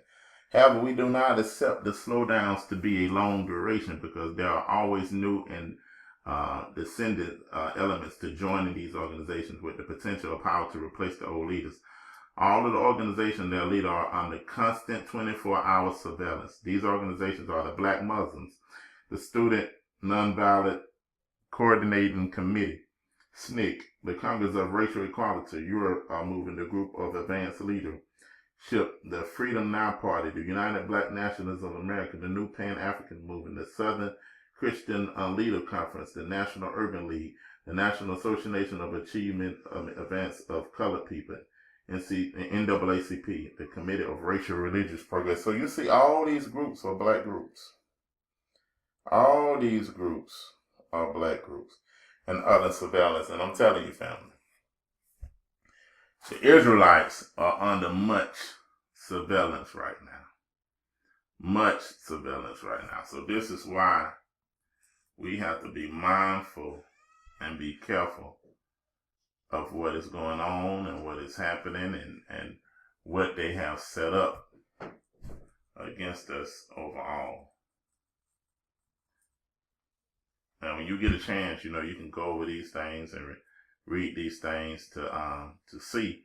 But my main thing is to show you the surveillance of what's going on and what's happening and what they got on the books and what could happen to us overall. All right. Let me get out of that. So you get a chance. I didn't read all of that, but you read that on your own time when you get an opportunity, because that's going to lead us into this new thing that is happening now called what? The Black Identity Extremist. This is the new COINTELPRO or the new code for Black Hebrew Israelites or Hebrew Israelites as a whole. This is why you have to be careful because we're under surveillance. And I'm going to say this. You can't be on Facebook just saying anything. You can't be on this social media just running your mouth and saying all type of stuff and because you can say some things that can get the FBI to show up at your door. And you have to be mindful. It's a way of wisdom that we need to move. We don't need to put all our business on Facebook, all our business out on the internet. We need to know how to move strategically. Now, I'm not going to get into the ideas I got because I don't want to put that out on blast and different things of that nature. But listen, man, you have to be more private. You have to move more discreetly rather than just letting your life be doggone, your life just be an open book on social media and everybody always know what's going on with you, what's happening with you. And now you not realizing at the time we're living in the surveillance that we're under, that you just addicted to social media. Every day you doing live videos and you talking about some situation or you having this like that, man, you have to be more discreet about what you're saying and what you're doing. Even the apostles had used wisdom sometimes with their words, used wisdom sometimes with their actions, so they wouldn't be caught up before their time. So it's important that we're going to have to move discreetly. We have to move with wisdom. We have to be wise as a serpent, but humble as a dove, and be careful with what we're doing because we are under surveillance. Now let's look at this video of what this so-called Black Identity Extremist is about. Let's look at somebody get challenged on that. Because it reads here, an FBI report leaked in October that scrutinized during an oversight hearing of the House Judiciary Committee on Tuesday warns an emerging domestic terror threat sweeping the nation and threatening the lives of law enforcement officers, the Black Identity Extremist Movement.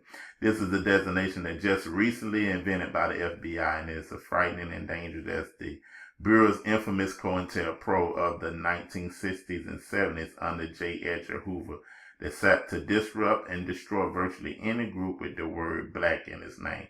So let's look at this and let's see these people on trial that came up with this. Between 1956 and 1971, the FBI ran a counterintelligence program named COINTELPRO that was initiated by J. Edgar Hoover. COINTELPRO mainly targeted civil rights leaders such as Martin Luther King, and it's commonly understood that this was an abuse of its surveillance power in a manner to suppress a peaceful movement. So I would like to ask Mr. Chair unanimous consent to enter this report into the record, which is Black Identity Extremists likely motivated to target law enforcement officers. I believe earlier you said you were not familiar with the report. Is that correct? Well, I haven't read it. I know some of the alleged targeting of officers Okay, so I would like to know, and I'll ask you about that in a minute. So you are somewhat familiar with it. Who had the power in your department to order a report like this? I'm not sure how that report got ordered. I don't believe I explicitly approved it or directed it. Okay, so you haven't necessarily read the report, but you are familiar with the term Black Identity Extremists? Well, I think so, yes. So can you tell me what that term means to you? Do you believe that there is a movement of African Americans Get them, Miss Bass. Get them, Miss Bass. identify themselves as Black Identity Extremists, and what does that movement do? Well, it'd be interesting to see the conclusions of that report. But I'm aware that there are groups that do have an extraordinary commitment to their racial identity, and some have transformed themselves even into violent activists. Are you aware of white organizations that do this as well? Given that white supremacy is well-documented, well-researched movements such as the neo-Nazis, the Ku Klux Klan, etc., are they white identity extremists? I didn't follow that question, please, again. Is there a term or a report on white identity extremists? You mentioned you were familiar with Black people who identify with their racial identity. Yes, but it's not coming to me at this moment. Look at that devil. That dude is a devil. Certainly, He understands what he's saying, what she's saying. Yes, and then the skinhead movements, but there's a racial identity white movements that have been identified for So sure. has the FBI done a report on white identity extremists that are likely motivated to target law enforcement officers? Is there I'm such not a aware of that. Okay. Are you aware of a group called the Sovereign Citizens? I've heard that group, yes. And I believe that the Sovereign Citizens is primarily a white organization that absolutely has targeted police officers and killed police officers. You're not aware of that? I'm not aware of all their crimes, but I know they're a group that's known to have violent tendencies. Could you name an African-American organization that have committed violent acts against police officers? Could you name one today? Can't In name this one. report, they name organizations from 30, 40 years ago, but can you name of one today that has targeted police officers in a violent manner? I believe I could, but I would want to be to confirm that and submit it to you in writing.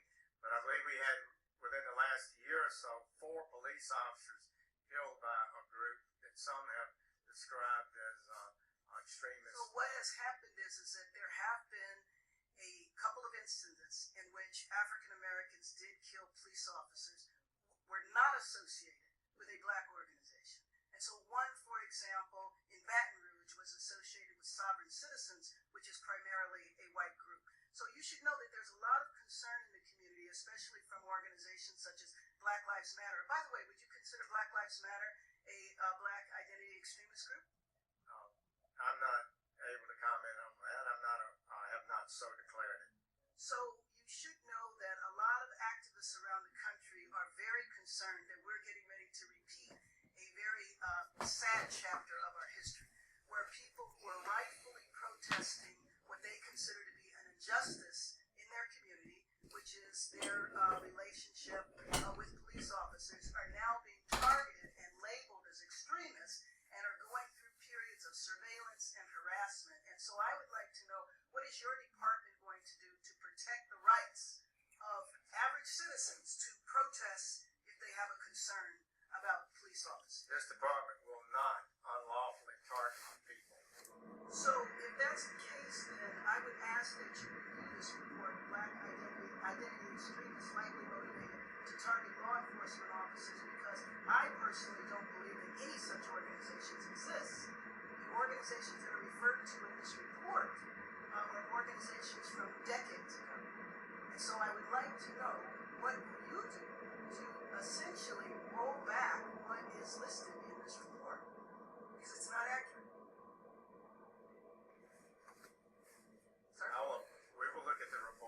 actually, He ain't got nothing to say. He ain't got nothing to say.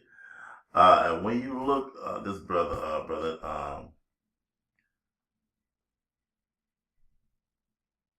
this was the first brother that was charged as a black identity extremist. They tried to pin that on him. I think his name was, I got his full name in here, Daniels.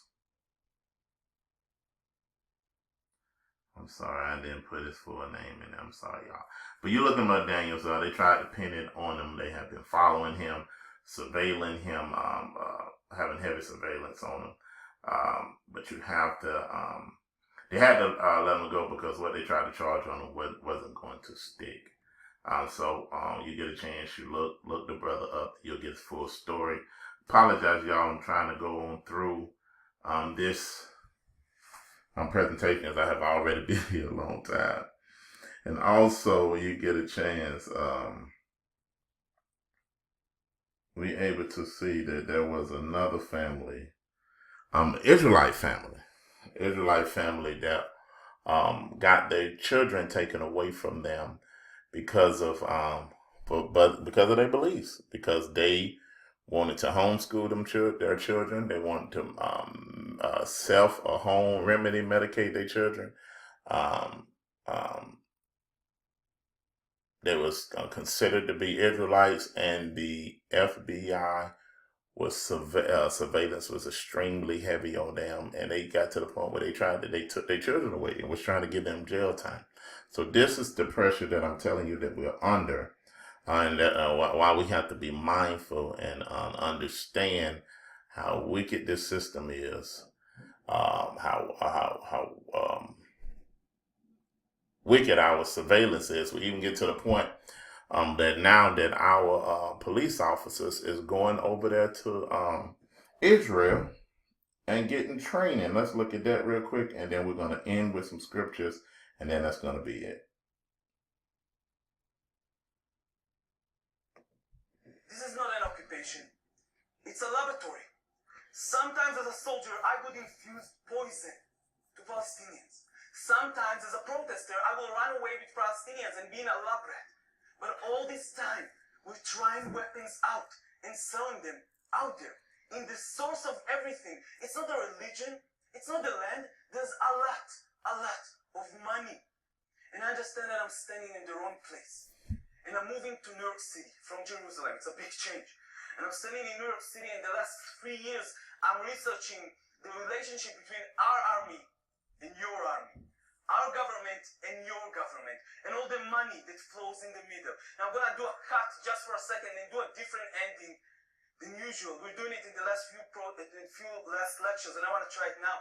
2.5 months ago, we were on the Maryland Highway on our way to do this kind of lectures in Washington, D.C. And we were on our way, we crashed our car in the middle of the Maryland Highway. We were stuck in the middle of the highway. People were driving next to us, and we did something we don't really like to do. We called the police. And the police came very fast, very efficient. The Maryland officer police came and took us out of the highway. Tall car came and took mine and another friend with our car to the lot. And I got a ride along with the Maryland officer police. And for 10 minutes we're driving silently, and I have no idea it's going to change my life, this ride. And we're driving quietly, and then the guy is looking at me, the officer of the Maryland police looking at me and saying, "So, where are you from?" And I'm saying, "Oh, I'm from Israel. I'm from Israel." And the officer is saying, "Oh man, you guys are badasses. You know how to silence the one that opposes you. You know how to calm them down. Nobody disobey you. You guys are the best." And I'm saying, whoa. I don't think you really know a lot about the Israeli army, so, never mind. He said, "Oh, no. I just came back from there." I'm saying, "What, as a tourist?" He said, "No, with the Maryland police. We just came back from training with your military and your police." I said, "What?" He said, "Oh yeah, all of our police here in the U.S. is going to a few weeks to Israel and train with your army and your police." So this is why they're killing us. More, that's why they're killing us the way they're killing us. Out there. And then before I leave the house, before I leave the car, this car to the lot, I'm thinking, is there a chance Shlomo Efrati? my father, the head of investigation of the Jerusalem police. And the guy takes out his cell phone and flipping pictures. And he got a picture hugged with my dad in the middle of the night in Washington, D.C. And I'm just blown away. I'm going out of the car and I'm calling my dad in Jerusalem. And I'm saying, Dad, what the hell? And my dad is telling me, oh, come on, Irani, don't be naive. You know NYPD got an office in Tel Aviv, right? You know we got an office in New York, right? Come on, we're working together to protect you. And then I understand. They going over there. But that was my closure. For years, we're doing this kind of lectures, very different kind of lectures, and talking with communities here in the U.S., telling them that all they need to do is take care of their community. I'm trying to show you what we up against, y'all. This is why they're killing us in the streets like it ain't nothing. What's going on in Palestine? They're going over there to the Jewish people and learning I'm telling them, I learned something growing up. how to terrorize, on the right place, learning how to kill. When history is knocking on the door, and history is knocking right now, really loud in Palestine. And all of you need to be on the right side of this humanitarian case. But not this time. If you don't care about Palestinians after these lectures, I don't care. And if you don't care about us, Israelis, asking for your help to stop the apartheid. Look at that train. I wonder why they over here shooting us down. But you guys should know, you are next in line. The next one who will die from a tear gas canister into his chest will be in Zuccotti Park, will be in Denver, will be in Oakland, in San Francisco. It is happening here already. It's happening to different people, to people of color, to immigrants in this country. It's already happening. You guys are next in line. The next one who will die out of brutality of the police will be one of your sons or your daughters in a protest. Because they're training together. Your police training with our army. Our army is training them how to take care of the enemy. Because Palestinians are our enemy. But when they're coming back, you are their enemy. That's right. All this time, when we are taking care of our communities, I was taking care of mine, and we were trying to take care of yours. They, the government, the police, they were organizing together, globally, to oppress us. We need to start organizing globally to resist them. And that starts in Palestine, right now. Stopping the training there. We'll stop it here. Okay, so I'm being asked, what is the New York Police Department doing in Israel? And there are no blacks there to kill except the Ethiopian Jews. So first of all, that's not quite correct. There are Sudanese and Eritrean asylum seekers who are black who are subjected to horrific amount of racism. So there are blacks to kill. But that's not the answer. So the thing that you need to understand is that what sort of the Israeli PR is that one of their biggest products is security. And that they really know how to do crowd control. I mean, they've been occupying a whole ton of people for decades now, and so they have the expertise to do crowd control and to fight terrorism. And when you sort of investigate this a little bit, not only do they have the most advanced weaponry, mostly from us, but they have developed a huge system of collaborators and sort of a malicious kind of security system to keep a population under control. So what our American cities want to do is to learn how to control us. They want to learn how to control protests and crowds. They want to learn how to fight, quote, terrorism, as it is getting more and more broadly defined. And Israel is supposed to have the best product. So that's what our policemen are doing in Israel. The other thing that is very, very worrisome, I think, is, for instance, if you look at the wall between the U.S. and Mexico, that is partly built by an Israeli company because they're also really good at building walls to keep people out or in or whatever they're doing. So, this is letting us see something. This is where we at. Already got black identity streamers on us, already looking at the Israelites heavily, demonized because of a lot of these other groups. And I believe some of these councils have been set up to stir the awakening in the wrong way, to cause divisions, to cause conflict, to cause all these things that would neutralize us. You noticed that the same thing that's going on now, because it doesn't make sense with all these police shootings. It seemed like that police reform should be there. It seems like if you was a police officer, you'll be going the extra mile, but it seems like it's getting worse because they have been given the green light. Not all, but some have been given the green light to use extra force. And it's just amazing, just like it was in slavery days. What happened in slavery days? They would bring out all these slaves to watch one slave get whipped on the whipping post or burned alive or split in two. And what that would do, that would neutralize all the other slaves and cause them to have fear. That all they was trying to do after that is just survive. They want to just get to the next day. They didn't want that to happen to them. So they would teach that mindset to their children. But what's going on? How would you relate that to the day? When you look at all the police shootings, you look at they shooting them in the car, they shooting them in the back, they shooting them with handcuffs. What did that does to us when that be on national TV? What it caused us to, when we get pulled over, to not think about any type of rights but fear. All we thinking about is trying to survive, trying to get home. So we are being controlled by fear, and there are fear tactics, the same way that was done back in slavery days, that we would bring out all the slaves to watch another slave get beat, killed. Now you got it on national TV to get us to comply without regard of any rights. Not saying that, blacks have had rights at any time, but based off what they're supposed to show us. So it's the same thing that's happening now, to bring in a form of martial law where you don't think about any type of rights, anything that you have. You're trying to survive. You're just trying to get home. So you try to comply. So that is what is going on now. But we're going to read this last slide to have the scriptures, because the main thing that the Most High, he's going to return. He's going to pay all this back.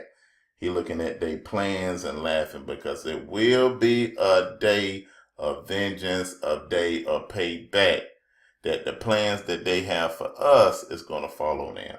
So Psalms 37, the wicked plotteth against the just, and gnash upon us with his teeth.